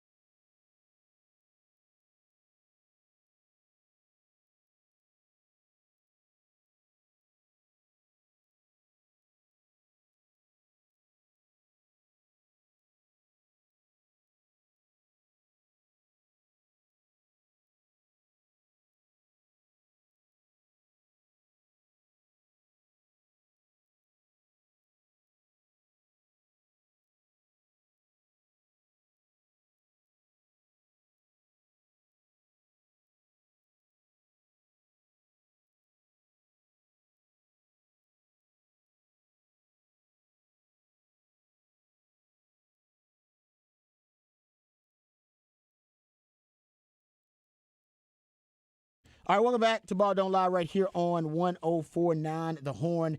I actually want to get to the Lionel Messi news because it is huge news. Now, we are a soccer town with MLS coming to town, and of course, we love Austin FC, and this is a MLS story, a huge one. And it actually does tie to the conversation we've been having, the macro conversation about the PIF and a lot of the Saudi money and the merger between the PIF and the PGA and LIV, because Lionel Messi reportedly, gentlemen, was offered a 3-year deal worth $1.6 billion from a Saudi Arabian club, Al Hilal. I hope I got that correct. That was their final offer to Lionel Messi. And so he turned down, and it's from Front Office Sports, a 3-year, $1.6 billion deal. Crazy money. So he is ridiculous amount of money. That is ridiculous. That's why ultimately, I mean, the PGA was going to lose. I mean, too much money. Yeah, the money that they are throwing out there is it's cartoonish. So Lionel Messi decided to pass on that offer, and he is going to become a member of Inter Miami, member of the MLS. How about this, gentlemen? The tickets, after the news broke, the tickets already increased from $81 to $422. Ridiculous. For their match versus LAFC September 3rd. How about this? It's currently cheaper to go to Game 3 of the NBA Finals in Miami for $416 than Lionel Messi's potential Inter Miami debut against Cruz Azul, which is $482 for a ticket. Ridiculous. Man, that crazy? Yeah. Oh, by the way, sidebar, Miami, have yourself a hell of a sports season. Come on, man. What is going on with Miami right now, man? That's it. Right now, so you're talking about Inter Miami gets Lionel Messi, their MLS team. The Heat could end up winning the damn NBA Finals. And right now they're 1-1. The Panthers in the Stanley Cup. And hell, the Canes made a Final Four run, didn't they? Yep. Wow. And everybody's excited about the Miami Dolphins with Tua, too. I was going to say, yeah. Because everybody's crawling. And they just got Fangio and just signed Jalen Ramsey. Miami is the spot right now. It's hot. They got a lot going on. They got a lot going on. I want to be in Miami, too, dog. I mean, don't we all? Let's be honest. We all want to be there. I want to Hey, the Longhorns were just down there, too. They was hot in Miami. Yeah, and they took Miami. They took Miami. Yeah. I love Miami. Miami is a place for beautiful people. I'll say it's the only place I've been where even the homeless people are pretty good looking. They're decent. They had a lot of tan going on. They ain't even got ugly homeless people out there. That's what Miami is all about. Okay, how about this though? So just already the ticket market is responding to the Lionel Messi news. And the deal apparently is going to be a record. Now, it's not a record-setting deal. It's not the first of its kind either, but usually you don't see deals like this. But MLS has done this before, and that's what I'll get into. But he's going to get revenue-sharing deals. This is why he passed up on the $1.6 billion from the Saudi Arabian club Al Hilal, because he's going to get revenue-sharing for the MLS season pass, which I have Apple TV, so I do get some. I don't have the season pass, but they give you like free access to some games when you have Apple TV. They give you a couple minutes too. Yes. So he's gonna get apparently revenue sharing of that. He'll also get a revenue sharing of their Adidas deal. So they have a deal with Adidas. He's gonna get some revenue sharing of that, and also he'll have an option to buy ownership of one of the MLS franchises once he retires. And this is the important part. And shout out to David Beckham because he did it first. Yes, he did. David Beckham in his prime. And by the way, David Beckham owns Inter Miami. I should have thrown that out there. He bought Inter Miami. Inter Miami's been around. They debuted in March of 2020. He bought Inter Miami, and it was based on a stipulation in his contract when he signed with the LA Galaxy. Now, he earned, I think, $255 million in 5 years there. But remember, he bought Inter Miami for just $25 million. Just for give you perspective, right now, I believe the club is valued at $600 million. Yeah. He bought it for $25 million. That was part of his contract when he signed with LA Galaxy. Now, Lionel Messi could end up pushing the overall valuation of the club now to $1 billion. They're going to be the first $1 billion MLS team. Because now with Lionel Messi, the valuation is going through the roof as well it should. Now, in 2007, at his peak, I remember when this was considered a big deal and really controversial. At his peak, David Beckham, one of the best soccer players in the world. He was with Real Madrid, and he was making about $20 million, I think, per season. Making bank. In 2007. Making $20 million per year. Yeah, Dialed in. Making a ton of money. And he went to the MLS and took a pay cut, by the way, to do it. Everybody was like, man, it's crazy to take a pay cut like that. That's insane. He went to $6 million a year because that's all the MLS could afford to pay. I mean, MLS was just getting on its feet. Right. It's the biggest athlete that any MLS club had signed. So when the Galaxy signed him, they had to get creative along with the $6 million in salary. So basically, the contract had numerous long-term revenue and profit sharing backloaded incentives in it. And it tied to the upside of the league and the growth of the league itself. He insisted, or at least I should say negotiated, 2 lucrative long-term clauses. He got a percentage of LA Galaxy's revenue. That means concessions, tickets, merchandising, bank. All right? And because LA Galaxy doing really well right now. And he also, and it was unprecedented at the time, he also, once he was retired, there was a clause, a contractual condition that allowed him to purchase a team for $25 million flat. If he had it, he could buy a team for $25 million. Now, in 2007, the teams were worth, they weren't worth much at all, honestly. I don't know how much. They probably were worth about $25 to $50 million. Now those clubs are worth $400 to $500 million.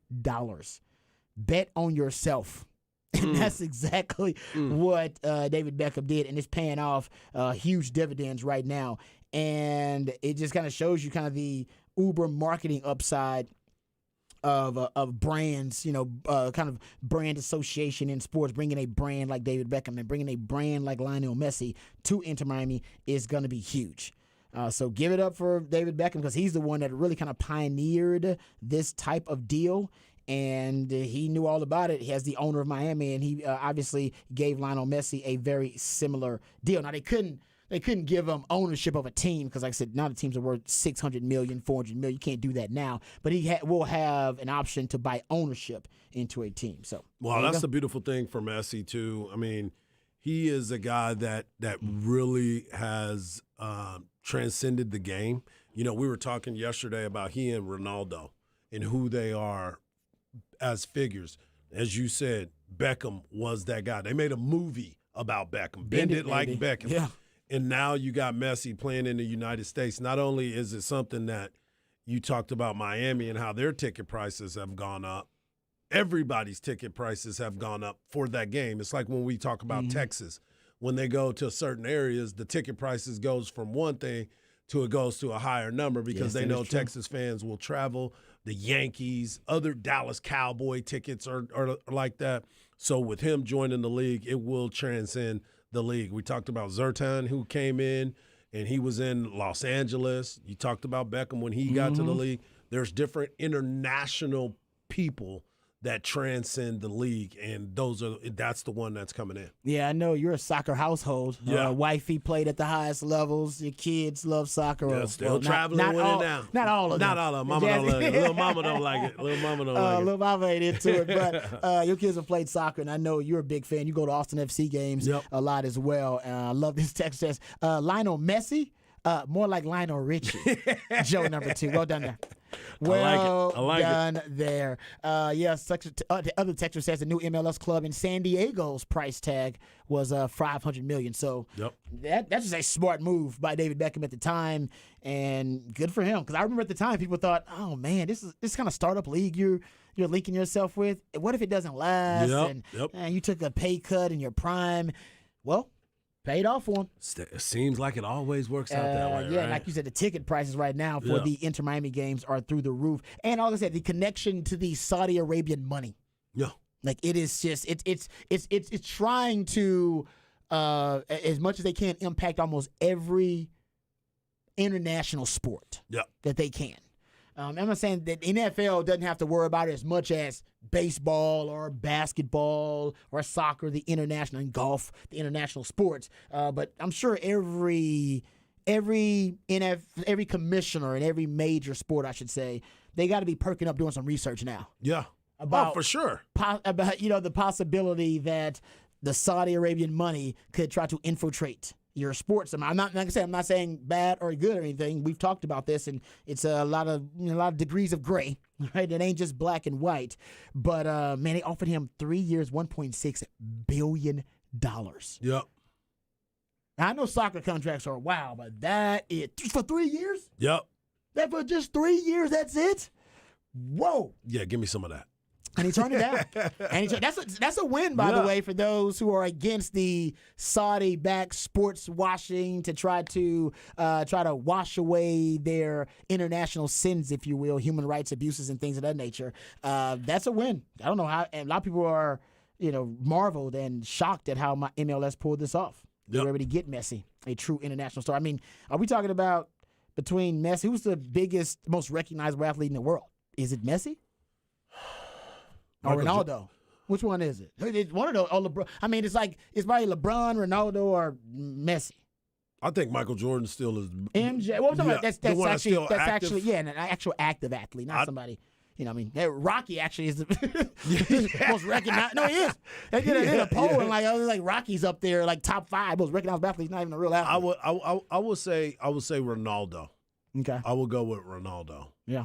So yeah, no, like I said, he's in that conversation with Messi, but they were certainly ready to pay the big bucks. And man, cash rules everything around me. The cream. Get the money. Yeah. Dollar bill, y'all. But like I said before, we can't really escape the Saudi money. It's everywhere, whether you like it or not. I mean, it's a big part of our society. It's more in our cycle now because of everything that's going on, how everything's gone about it. Because before you're more educated. You're definitely more educated. Yeah, the PIF, which is the investment fund that's going to be the sole investor behind the merger of the PGA and Live and everything else. It's the same PIF fund that has bought shares of Disney recently. Showed the fund bought 6.3 million shares of Starbucks recently. They bought 1.8 million shares in Microsoft. They bought a ton of shares in Alphabet, parent company of Google. Disney, Facebook. I mean, they're putting that money. Some people say they're trying to wash it. But what do they got to wash it for? Who's coming for it? It ain't washing it. I think they're just trying to diversify. They're just trying to no. Why don't if we're going to diversify our portfolio, let's use it to get us a seat at the table. Well, and sports is one of those things where it'll allow them to get a seat at the table. They're definitely at the table now. Yeah, no, there's no question. They are at the table. Okay, let's come back. We'll get into some off the record on the other side, right here on Ball Don't Lie. 104.9 The Horn.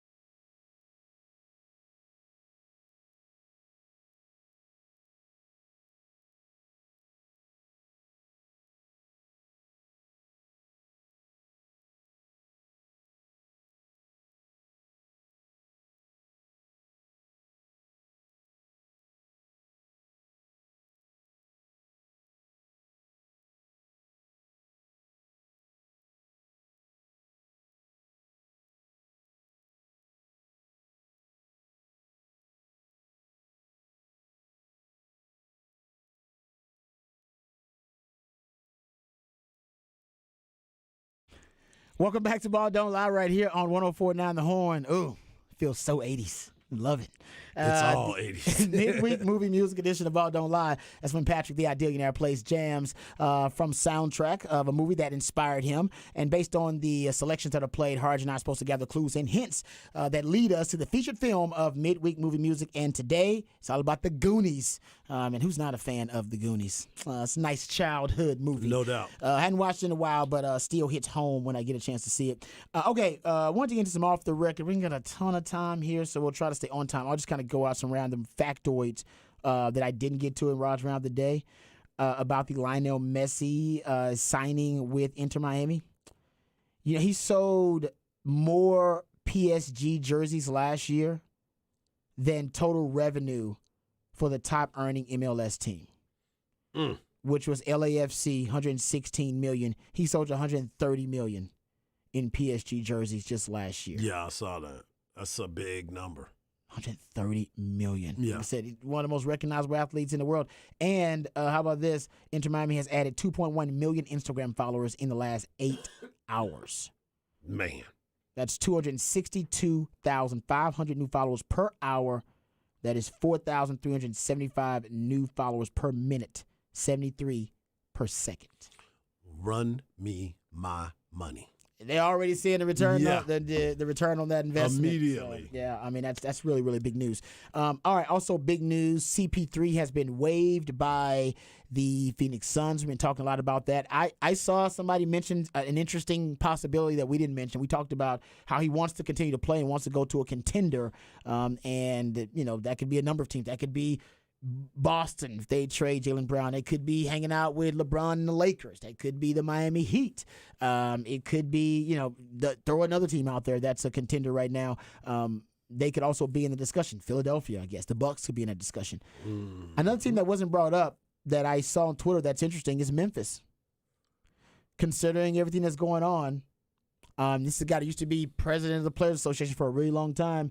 CP3 has always been, you know, complimented for his leadership on teams. You can say what you want about him, you know, being cursed and not being able to win the big one. But everybody talks about him being a great leader. He's really mature. And I don't know if Ja Morant's played with somebody who would be considered an elder statesman that he looks up to. So whenever he gets done with his suspension, which is inevitable, which will be announced after the finals, what are your thoughts, Harj, on CP3 as a member of the Memphis Grizzlies? As a contender. I like it, but I don't like it. And the reason why I don't like it is because Ja Morant, if Ja Morant is going to be suspended, I think that's the only way it works. I don't see Ja wanting to learn from anybody. I know the reasons why people believe that, but Chris Paul, you and I were talking about this. He's not a punk. He's not going to go there and let you just act any kind of way. He's going to show you whether you want to listen or not.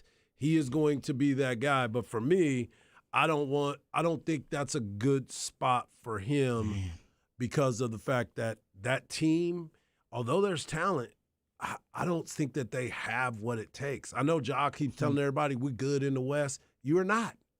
You were not good in the West. You got beat by LeBron. You got beat out by LeBron, an aging LeBron, a team that is in disarray a lot of times. I don't think that that's the way to go. I love the fact of what y'all talked about the Heat. I love the fact that we were talking about him going to L.A. But the L.A. thing, to me, is too old. Like, this isn't the time. He's past the time for them to win and him to be on that. It'd be really funny if he just worked a thing with Adam Silver and he was like, I'm going to sign there, and Adam Silver denied it. Just to do it, yeah. Just to make everybody mad for a day. They're like, no, we would never go in there. The place that I would want him to go would be Houston, to be quite honest with you, or San Antonio. Houston, San Antonio, not contenders right now, though. They got a lot of young talent, but not contenders right now. Yeah, and I don't think he really helps him a ton right I like away. Trey Jones better anyway. Yeah, I think that there's guys that it's like, okay, you can help mentor. I think that, like, Ime is going to be setting the culture there. You don't necessarily want Chris Paul to set the culture. You want Ime to do it because he's going to be there. And that's the problem with Memphis. I don't think that Chris Paul wants to go there because there's already an ingrained culture, and all those players have been there for years. The coach has been there for years, and he's going to walk in, and they go, can you change our entire culture? He goes, no, I don't want to do this. I didn't sign up for this. How much you're going to pay me $8 million to do this too? You pay me $40 and I'll go change your culture. Yeah. I ain't doing it for no money. to have a horrible year that I hate, constantly talking to this dumb kid that won't stop being an idiot, and then walks around and go, we got this, and I have to go pull him in the locker room and go, stop saying things. Stop. He's claiming, I believe the rumor mill, maybe more than anything, is saying that Josh Kemp is going to claim that the gun that he was seen with in the latest Instagram incident, was a toy gun. That's just for rumor. That's what they're going to say a month and a half afterwards, as opposed to the second it happened and went, hey, man, sorry, that was a toy gun, probably a bad look, but, it was a thing. It was just a toy gun in this video. You can't say.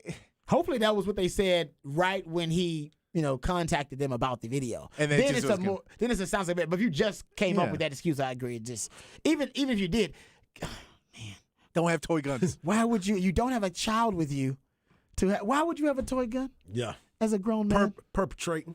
I mean, I actually understand people who carry guns on them because they believe they have the right to carry. It's in the Constitution. They go through all the the legal process of being considered a responsible gun owner and all the classes, and I get all that, and we can debate whether they should carry it or not. But why would you? So if he's done that, like I said, if he's a responsible gun owner, then great. And I said he needs to show everybody his NRA membership. Mm-hmm. Yeah, but also responsible gun owners don't flash their gun during music videos. And I know, that's the whole point. We think he's an irresponsible gun owner and needs to change that narrative. Now, is this his theory? We're going to say it's a fake gun, but this is like when you quit smoking cigarettes and you have a physical fixation, so you have to put a pin in your mouth all the time. He's like, I am addicted to being an idiot, and so I have to have a fake gun so that I can wean myself off of being an idiot.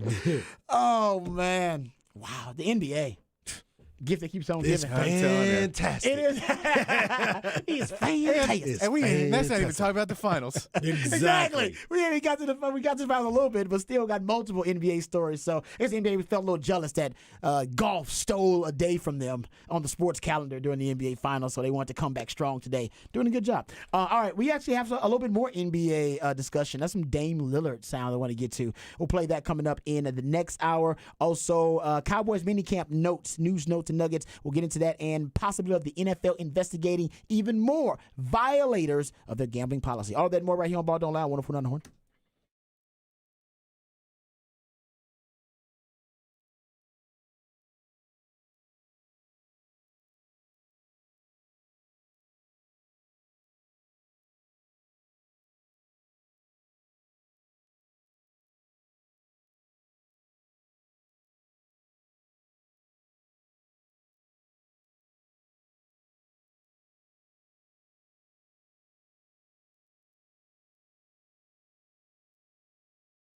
Hey, what's up, folks? Lifetime Longhorn Rod Babers here. We all love the great city of Austin, and it's great for so many reasons. But one of the reasons it's so great is the aesthetic appeal. It's very unique aesthetic look, and people love this city for that. And part of the reason it's so beautiful is because of the skilled craftsmanship of our good friends at Ironworkers Local 482.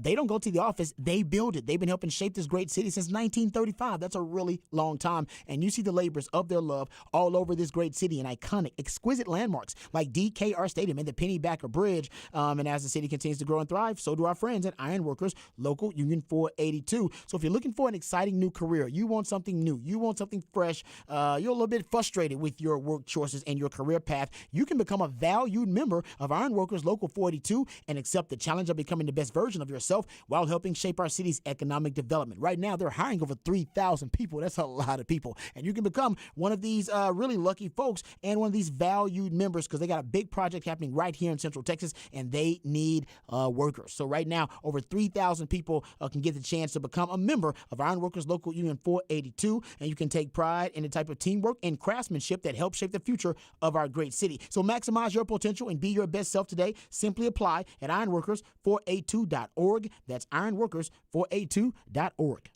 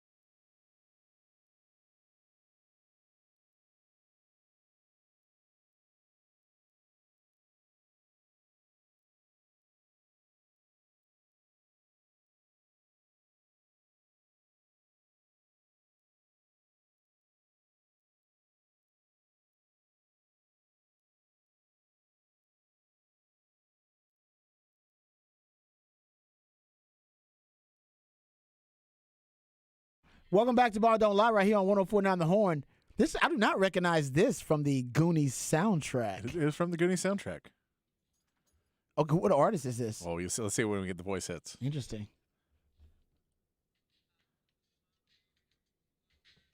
Is this Luther Vandross? It is. What? Luther Vandross cut a track for Goonies? He sure did. What's the name of this song? It is She's So Good to Me. What part of the movie is it in? I couldn't With tell some you. girl somewhere. And maybe it's in the There's no way this is in the movie. I would have. It could have been in the credits, maybe. Yeah, I would remember this, but maybe it's been a while. Wow. That is fantastic. I did not know Luther Vandross was on nobody knew that. It's on the Goonies soundtrack. That's why I love the musically themed days of the week. You learn something new. That's when Patrick, midweek movie music is when Patrick plays jams from a soundtrack. And based on those selections, Harge not supposed to gather clues and hints, breadcrumbs that lead us to the featured film of midweek movie music. And we got it this week. It was the Goonies. We got it pretty early on, but I had no idea that Luther You didn't know you was Vandross- going to get Luther at this part. Luther? Yeah. I would have lost so many bets. You would have said Luther Vandross on the Goonies soundtrack? Yeah, it's that's what I was saying. It's one of those things where the songs themselves are not really well known, but all the artists are pretty well known. Cyndi Lauper, I know, was like Cyndi featured- 'cause she was Lauper. in a movie. Yeah. And then the Bangles, REO Speedwagon was big, Tina you're right. Marie. Tina Marie. Oh, wow. Okay, yeah, I guess of its time. You try to think about the time Yeah. that it came out. Yeah. They got a lot of hot artists of the time, too. Yeah. I guess they didn't know Luther was going to be so, he was going to stand the test of time. Yeah. Cyndi Lauper, she was on We Are the World. I don't know how she got on there. No, she was huge, though. She got on We Are the World. She Yeah, was it huge like for a big time, while. Yeah. No. I mean, I still remember Cyndi Lauper very well. So, yeah, she did have her time. Okay. There you go. Shout out to my man Patrick, working hard behind the scenes, directing and also DJing our midweek movie music edition of Ball Don't Lie. All right, I want to get into some Cowboys minicamp notes here. Also, NFL possibly investigating other violators of their gambling policy. And we'll take the break early because I want to get to the news about the college football game. Yeah. We'll do that next segment. Okay. So we'll dive back into the A&M discussion. We'll play the sound from Billy Lucci on Paul Feinbaum. We'll dive into that discussion, but also we'll have discussion about the college football game that may not happen now, which is sad news because everybody was really excited about it. Also, people are really excited, Harge, about the Dallas Cowboys because they started their mini camp this week, and a couple of notes from the mini camp and a lot of discussion about the Dallas Cowboys offensive line. Yep. In the mini camp because because Terrence Steele, still no pun intended, dealing with the injury, and Mike McCarthy just revealed he may not be ready for training camp. They want to take it really slow with him, and they can afford to actually. They can afford to take it slow with him because Tyler Smith is way ahead of schedule, and he provides so much versatility. Speaking of versatility, they are cross-training almost every offensive lineman except for Tyler Biotish and Zach Martin. They are your starting right guard and center, but every other position and every other offensive lineman being cross-trained. I got them here for you. I took notes and I got them from a lot of different sources. So Matt Waletzko is playing right tackle. He's working at right tackle and left guard.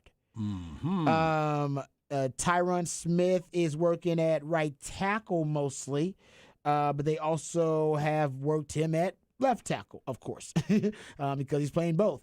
Matt Forniak, he is working, also him and Chuma Edoga.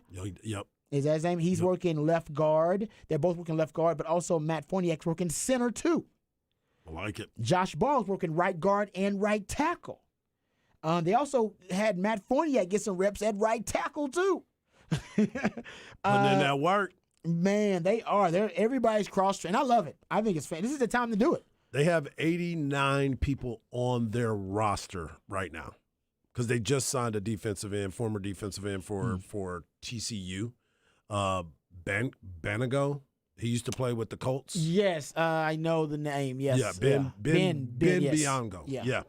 They just signed him too. So going back to your offensive line story, though, you sit here and you wonder how the cross-training is going to go. Remember, last year, Tyron Smith came back and played right tackle. And they also had, what's his name, the OG from the Philadelphia Eagles. Oh, yeah. Golly. You wouldn't have said it. I would have had it too. I know. Gosh, I apologize. forgot his name. Jason Peters. Jason Peters. Thank you. yes. Sorry. Yeah. But they had him too. He's Yeah. not there anymore. Yeah. So he's off. Changing the game a little bit, and maybe that's why they're doing it. They saw how important and how crucial it is for a lot of these guys because they ended up having to play musical chairs on the offensive line anyway. Mm-hmm. So they just figured, let's go ahead and start getting these guys part of it right now yes. and be ahead of the game, especially because we're going to be running the ball a lot supposedly and controlling the game. So why not go ahead and get everybody in place because you are being proactive instead of reactive to what they saw last year. I agree with that. I think you're right. That's a good point. That they inevitably believe they're going to be in this situation for one of those O-line spots. Exactly. So why not now start manufacturing depth, and at least now you'll know who your best guards are, regardless of the Yes. position. Like, no, this Exactly. guy actually is our second best guard, even though he's our backup tackle or Yeah. whatever it may be. And that probably is going to be Tyler Smith, because Tyler Smith, Zach Martin, of course, is your starting right guard. But Tyler Smith, ideally, the Cowboys want their best 5 offensive linemen on the field. That would be Tyron Smith at left tackle, Tyler Smith at left guard, Tyler Biadasz at center, Zach Martin, of course, at right guard, and Terrence Steele at right tackle. Correct. That's your 5 best linemen. That would be my starting. If we were to play today, that would be the starting lineup I would want to walk out there with. Agreed. On paper. And to me, that's one of the best O-lines in the league. It really is. Yep. Because I think Tyler Smith proved, He showed a lot. He showed a lot last year. Proved he's one of the best young O-linemen, and he's worth that first-round pick for the Cowboys. Tyron Smith, yes, aging and often injured at times too. That's why they're cross-training these guys in manufacturing depth. He still can hold his own out there at left tackle. Still one of the better left tackles in the league, even though he is not at the elite status. His definition of elite where he used to be, and the right tackle with Terrence Steele, he's been great for them. But the injury concerns me. He did tear his ACL, MCL, and MPFL. Yeah, tore like 3 different things, and he had surgery maybe in December. I'm not sure when that surgery was, but he's still recovering from it and may not be ready for training camp. That's what Mike McCarthy said. Okay. Also, they were 28th in pass block win rate last year. I didn't realize that. 4.8% sack rate. That's the highest sack rate for the Cowboys since 2018. Yeah. So Dak was under duress last season. And by the way, how about this little stat? Jason Peters, Matt Farniok, and Josh Ball allowed just 2 sacks and 27 pressures between those 3 players. So a lot of those sacks came from your starters. Yeah. Like your key foundational starters. Those guys just have to play better, period. Another nugget from Cowboys training camp: Jalen Tolbert, man, continues to get rave reviews. Come on, man. We read the quotes earlier this week that he has been hanging out with Brandon Cooks. Brandon Cooks has taken Jalen Tolbert under his wing and advised him, flush what happened to start your career, in basically trying to teach him how to be a professional and how to maximize his talent. He caught multiple touchdowns during red zone 7-on-7 period. So Jalen Tolbert might be that number 4 wide receiver that Cowboys learned about. He's trying. He's trying. Also, we expect a lot from him. You don't have a number 4 wide receiver right now. No. You did sign one. Thornton.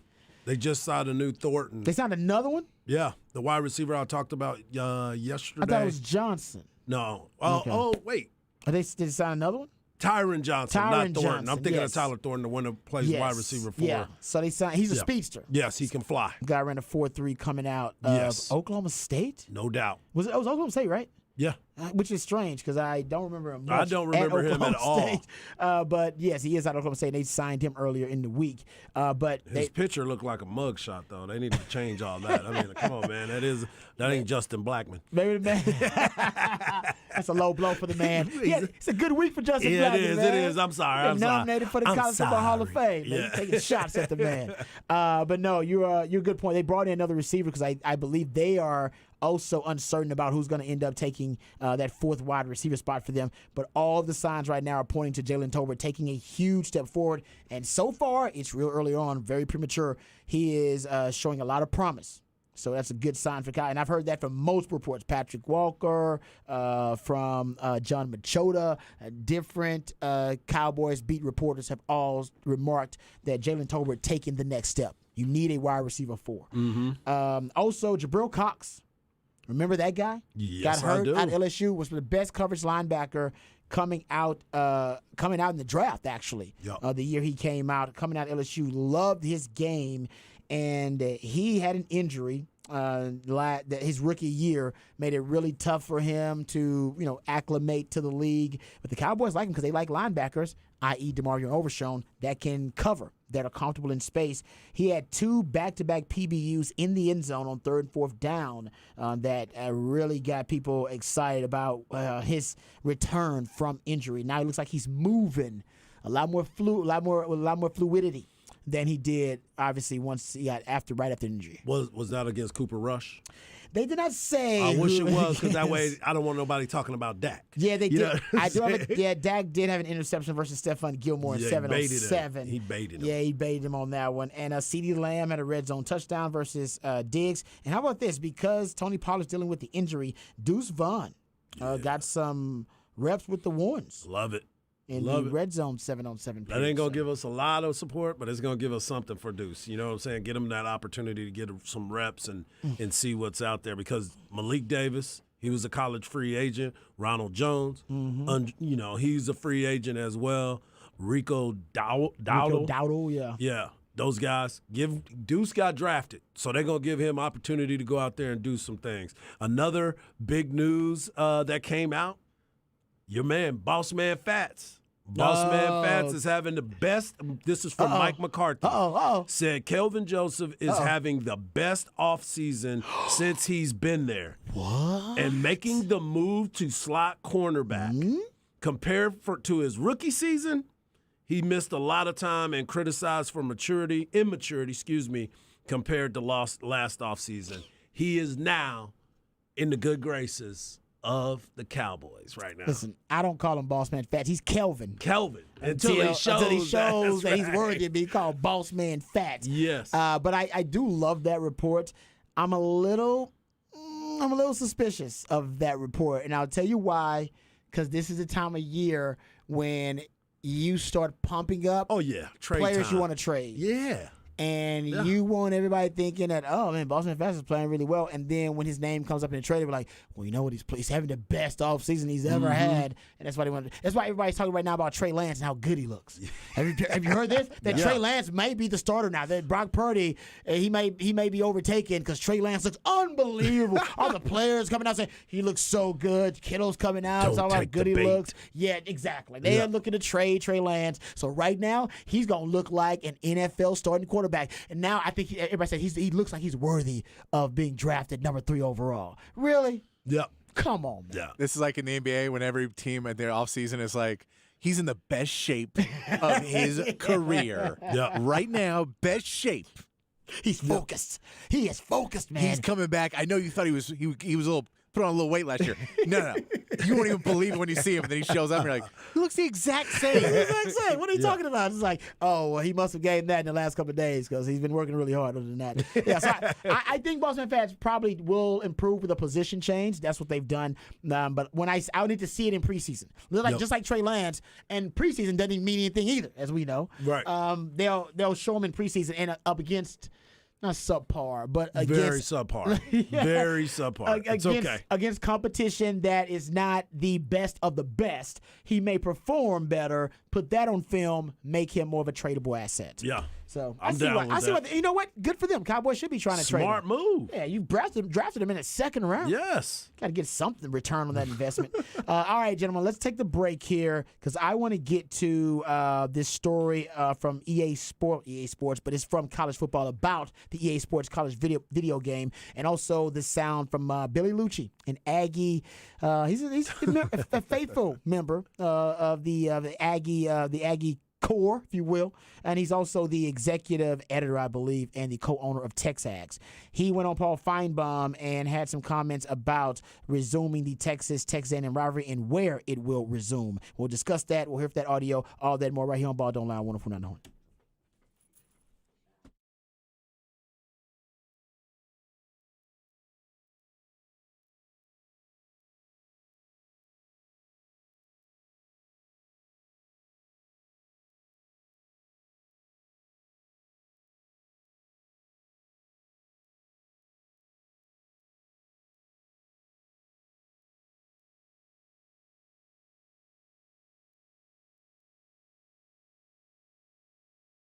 Hey, what's up, folks? Lifetime Longhorn Rod Babers here. I get excited when I can tell you about Apple Leasing. They're good friends of mine. They want to be good friends of yours, too. As a matter of fact, you need friends like this in the car business. And they always say they let the car business take care of itself because Apple Leasing, they're all about making friends. And they can guide you through every step of the process of you getting a brand new car. We know that process can be frustrating. It can be time-consuming. It can also be something that's really costly as well. And right now, Apple Leasing has the ability to put you in any make or model vehicle that you want. So you let them know exactly what model and make car you want. You tell them if you want a sedan. You tell them if you want an SUV. You tell them what price point and what payment is comfortable and compatible with your budget, and you let them do all the hard work. They want you to let them help you get a brand new car and get the car that you want. The professionals at Apple Leasing can help you get the price you want, the payment you want on the car you want. It seems really simple. It's not for them, but it can be really easy for you. All it takes is one phone call. Go to 512-346-9977 or visit appleleasing.com. And somebody who's done that multiple times and been really pleased with the result is my man, Mike Harge. You are absolutely right, Rod. I've enjoyed it so many times. I continue to go there. I continue to talk to them. There's always different makes, models. And sometimes you're looking at your car and everybody wants to be comfortable in a new car, but you don't want to pay the new car prices. That is why you sign up for the Easy Lease. It is so easy. I've been able to do it. They also make it so easy for you because a lot of times you're so tied up at your job and you don't have the time to go over there and look at the car and sign all the paperwork. Don't worry about that. They got DocuSign. That's the beautiful way about it. And they can even deliver it to you at your home. It's amazing what they do over at Apple Leasing. As Rod said, make sure you go to appleleasing.com or give them a call, 512-346-9977, and they can walk you through it. Tell them what you want. Tell them the make, the model, the year, everything that you're looking for, and how can I get my payments to a low payment. They will work with you. I promise you, I've had so much fun doing it, and I continue to look forward to my next Apple Leasing purchase. Go to appleleasing.com today. That is appleleasing.com.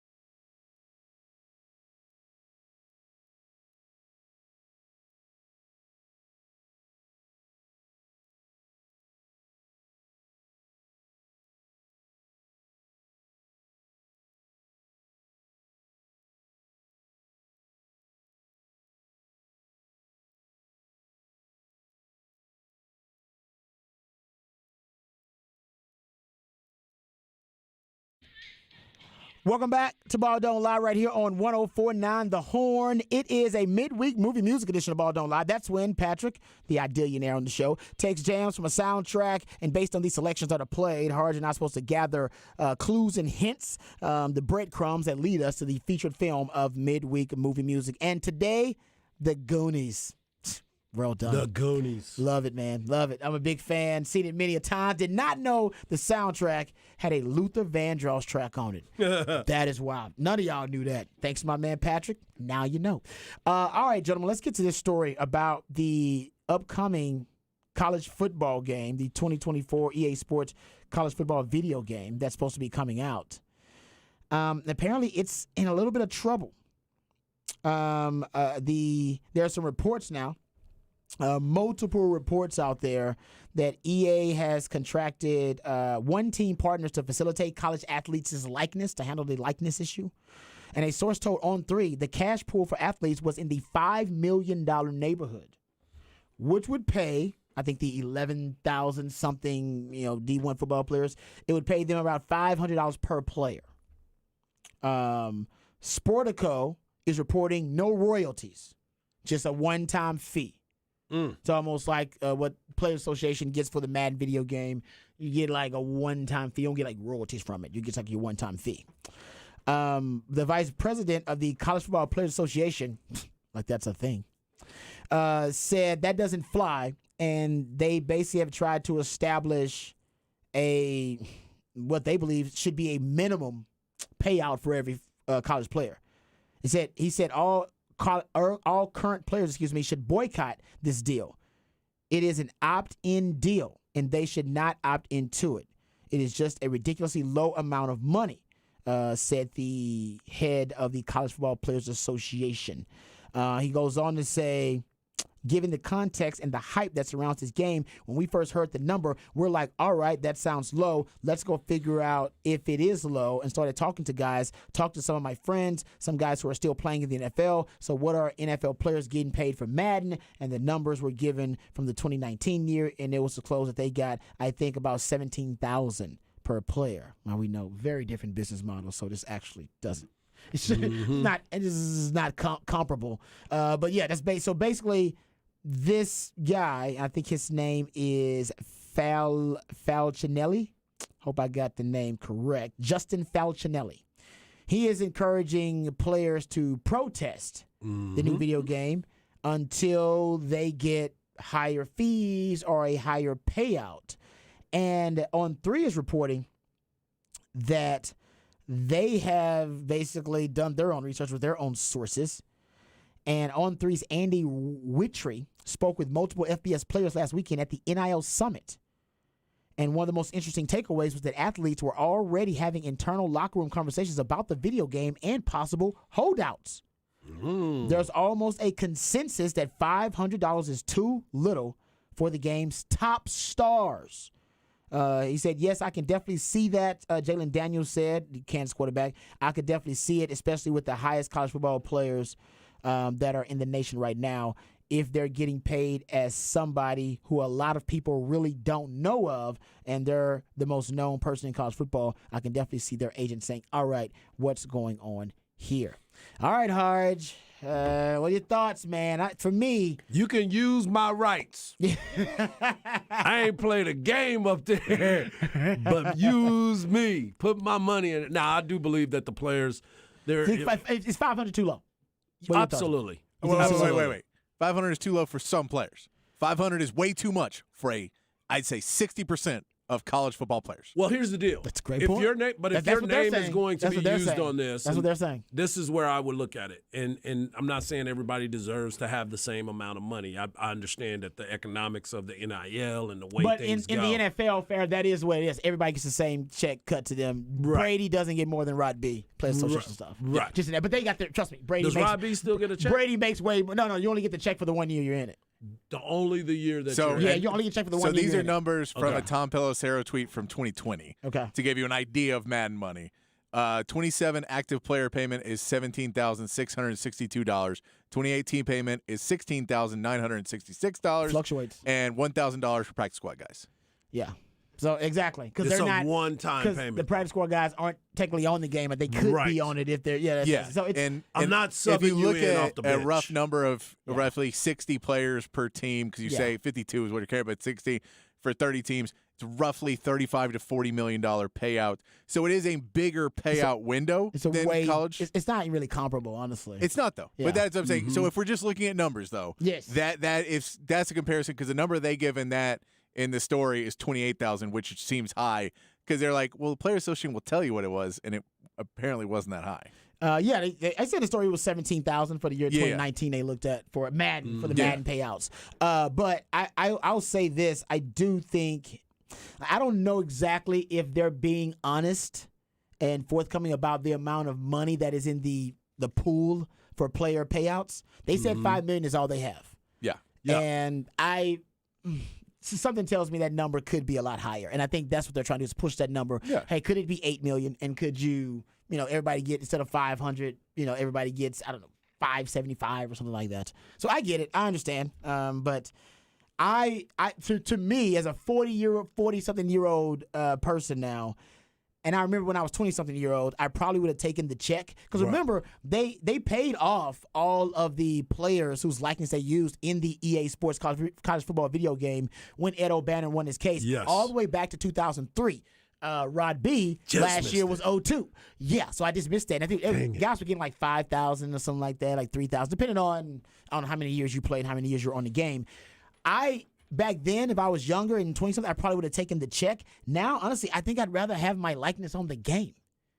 Because I would like, when I'm done playing. Yes. Most of these guys, you ain't going to be playing at the next level. Trust me, one of the best keepsakes you can have is you on a video game. You on a video game. You have to, you know what I mean? You have to make yourself on the game. No, you were already on an EA Sports video game. So now, 42, going on 43-year-old Rod B, man, give me my 500 and put me on that game. Yeah. I get That's it. why I said use my likeness. Yes, but I didn't grow up in the NIL world. And if I grew up in this NIL, baby, I probably want more money. Because NIL would have shown me what I'm worth, what my value is. But if you play for UAB, do you want $500 or do you want no money? Because those are your two options: 500 or none. There is no middle ground. They ain't coming back to negotiate with you. Not for those guys, right? And so you say, I get it in one part, because he's right in one part. For Caleb Williams, that is a slap in the face. Even Quinn Ewers is a little slap in the face. For most of Texas, for most of USC, for most of Alabama, for most of these big programs, these guys are making big enough money. You're doing it for the smaller guys on the team. You're doing it for the game of college football. You're doing it for other reasons. Yeah. But I get where you could be it. So I think when they're like, we should boycott this, like, man, you're playing with fire. I agree. Because you're going to go, hey, man, we got up to $8 million. And then everybody goes, cool, we're still not signing. Like you realize that $8 million only comes if the Heisman finalist signs. Yeah. And if the stars and if every star signs, then they'll do that. But I can tell you right now, they will go, I'll tell you, you know what? We'll do $5 million. We will only sign the stars, and everyone else will lose all your money. Yeah, all you guys. Because we don't care. Yeah. Because no one's gonna be like, hey man, I really need that backup left guard.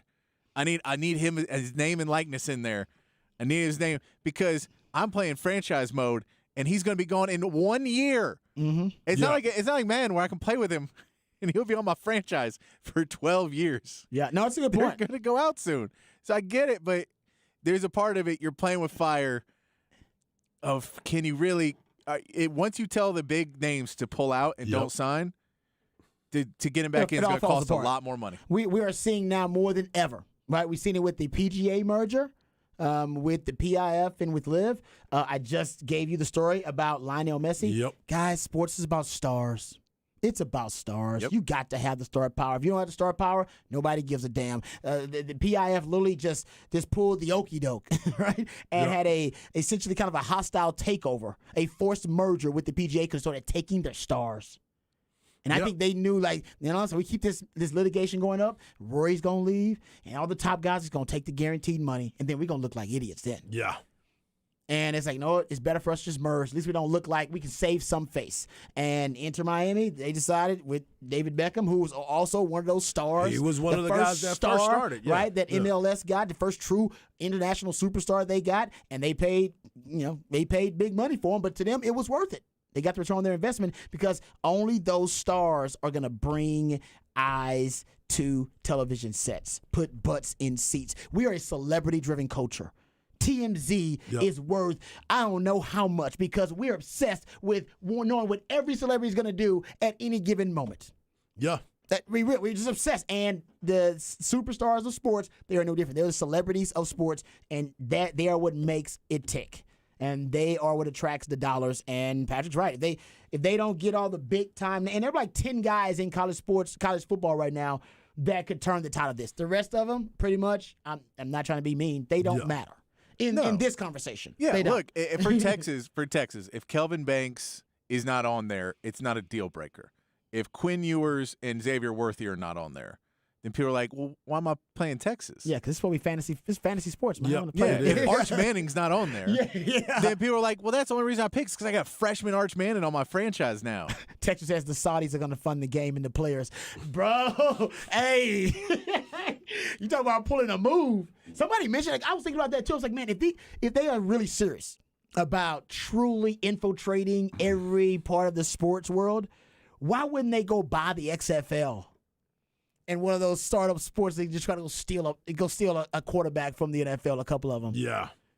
You know, like now would it work? I don't think it would work, but never know. Nobody thought that never know. Live would work. Aaron Rodgers wants to work less days. Yeah. Yeah, how many guys in the NFL want to work less and make more? Tom Brady's coming back. We're playing every 2 weeks. Yeah, we're going to go play every 2 weeks, and we're going to play 10 games. Coming back. Yeah, man, that's. But anyway, I agree. I agree with Patrick. I think it's all about the star power in that game. That's what they want, and ultimately, if they don't get that star power, this whole thing could implode. I hope it doesn't. I hope they actually get the game out. And by the way, they want. And I don't know if they're going to do it. They're going to do it. I know they're trying within the algorithm. I've talked to some folks.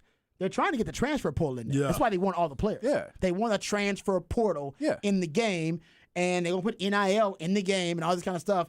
And it would suck if the transfer portal part of the game wouldn't really hold any relevance if you don't have actual players. Yeah. If it's just no name cornerback being in the transfer portal. No, you want that guy in the transfer portal, the player. Yeah. You want to have your first offseason and go raid some team. Yes, for all their really good players. Yeah. So this would actually hurt that little unique element to the new game too. Yeah.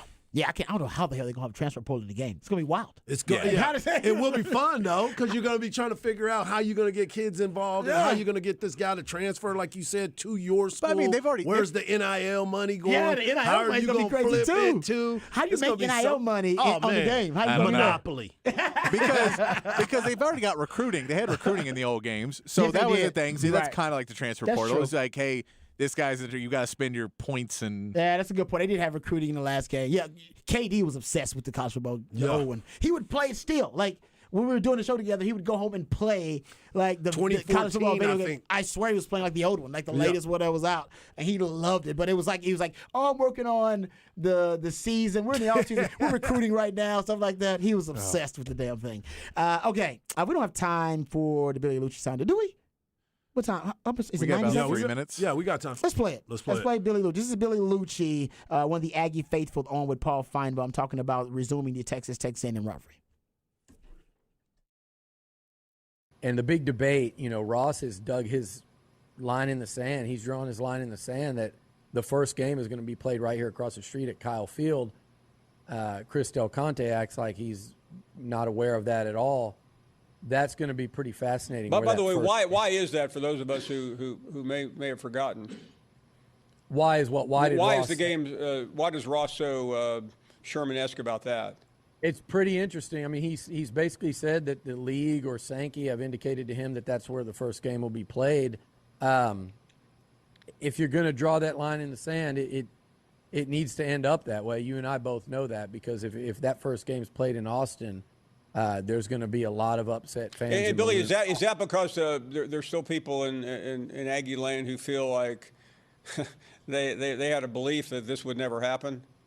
Yeah, I do think that's the crux of it, and that's at the root of it. And it's almost like, hey, you owe us one after all that. And I don't think the SEC would think of it that way. They certainly wouldn't say, hey, we owe you one, we're going to do this. But it sure seems to me like the A&M athletic director has been led to believe that, or even told that first game is going to be there. All right, there you go. Hey. I mean, he was name dropping everywhere because he wanted to make sure, hey, this ain't me talking. Ross Bjork drew a line in the sand. Yeah. And then he throws out there, Greg Sankey. Yeah. Thinking he probably told him, we're gonna be able to do this. Go ahead and run with that story. You know what I'm saying? For those of us who've forgotten, when did y'all make this up? Hey, look, I will say this, though. I think we should give it to the Aggies. If you were asking me, if I was CDC, give it to the Aggies. They're the only ones who care about where the rivalry is rekindled. You know what? Let's give it to them in a big display and just really be like, guys, we want to give it to you. We just want to be friends, guys. You know what? First one's at your place, guys. We are doing it for you. And you know what? And just let them really just hate it more. Exactly. You're right. They would hate it more because they want to believe they earned this somehow. They earned this we gave it to you. We own it. Field. We own it, and we're giving it to you. Yeah, they believe that they're owed this by the SEC for allowing Texas to come into the SEC, which was their safe haven from Texas when they escaped the Big 12 to go to the SEC to escape the shadow of Texas, and now the shadow is looming. Mm-hmm. So I say give it to the Aggies. You should want to beat the Aggies in their homeland, in Aggie land. So they're the only ones who care. The SEC doesn't care. Texas doesn't care. Nobody cares except the Aggies. So give it to them. Yeah, I like the plan though. If we can give it to them, make a big display of it, that we have chosen this, like they announced like a press conference. Yeah. Hey, we decided. You know what? Sankey called us. He was like, "Dude, whatever you want. These guys won't shut up." Now that would piss him off. But I'll tell you what. We told Sankey, you know what? Give it to them. You know what? They deserve it. They've had a hard run of it a few years ago. If you drop that line that you just dropped, that Sankey gave us the option. Yes. That would have been better. Aggie land would burn. They would burn it to the ground. They'd be so upset. Oh, they'd be riding in Aggie land for that one. He gave them the choice. It should be our choice. Which still might happen. We will find out on Wednesday the schedule. Sankey, don't do that, Sankey. Listen. I have to share this city with Aggies. I don't want Aggies that upset. Aggies that upset. Oh, they're going to be 38, man. No. Texas going to basically be like our country was when we couldn't find out who won the election. Oh, man. How did this happen? We can't be divided like that. How did this happen? It's okay. The Big Ten's is going to be like, A&M won't stop calling us. Yes. It's happening. Okay, we got to get to the break here. We'll come back. We'll wrap it up, put it in the oven right here on Ball Don't Lie, 104 Down the Horn.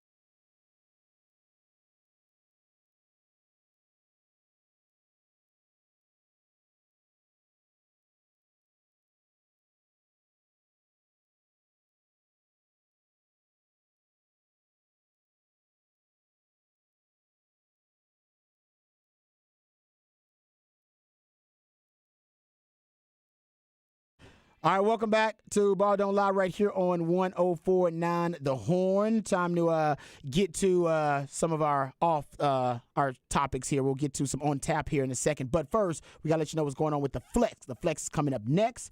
Got my man Zach Lucero out there getting ready for the Flex. And he sent us a text. Actually, Hard, you sent this to us. Yep. I'm sure he sent it to you. Yep. Westlake wide receiver Heath McCree. Gonna be on. I just met him, by the way, and I saw him running yes a highlight in track actually. Yeah. And then I asked him if he ran track, and I think he runs like a 10. Yeah, he's on that relay team with the other young brother that came in here, and who was also he got a scholarship. He got a scholarship. Yeah. I forgot where it was going, but yeah, and McCree's another one of those guys. His brother plays tight end for USC. He just got offered, I believe San Diego State offered him. Mm-hmm. You ever been to that campus? Oh, yes. I know. I've never been, but everybody's told me about that San Diego State campus. And I'm sure another Austin Westlake famous Campbell told San Diego State they need to look at him. TC speaks. We had Adam Hall, who was a Westlake quarterback who came in 99 with us. He transferred from Texas to San Diego State, I believe. State. That's right. Man, if you can transfer somewhere, San Diego State ain't bad, man. Ain't nothing but beauty. It ain't bad.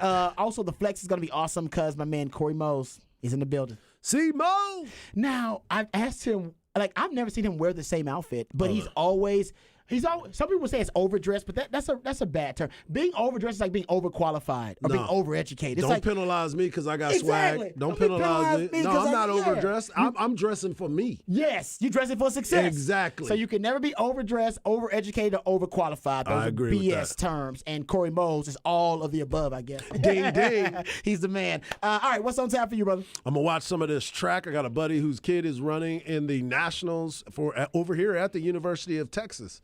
Oh, that's right. Yep. What school he's running for? Texas A&M. Leave out the details. Patrick, what's on tap for you? There's the NBA Finals on. There is the NBA Finals. I'll be checking that out. That's on tap for me, too. Guys, I got Miami Heat winning Game 3. I like it. I like it. I like what you're saying, but I don't believe it. I'm going with the Nuggets. Ooh, we'll see what him has got to say about that tomorrow. That's right. Thank you guys for your participation. Remember, the revolution I'll be televised. Talk about it right here on Ball Don't Lie. We love you guys. We mean that. Take care of yourselves, and more importantly, take care of each other.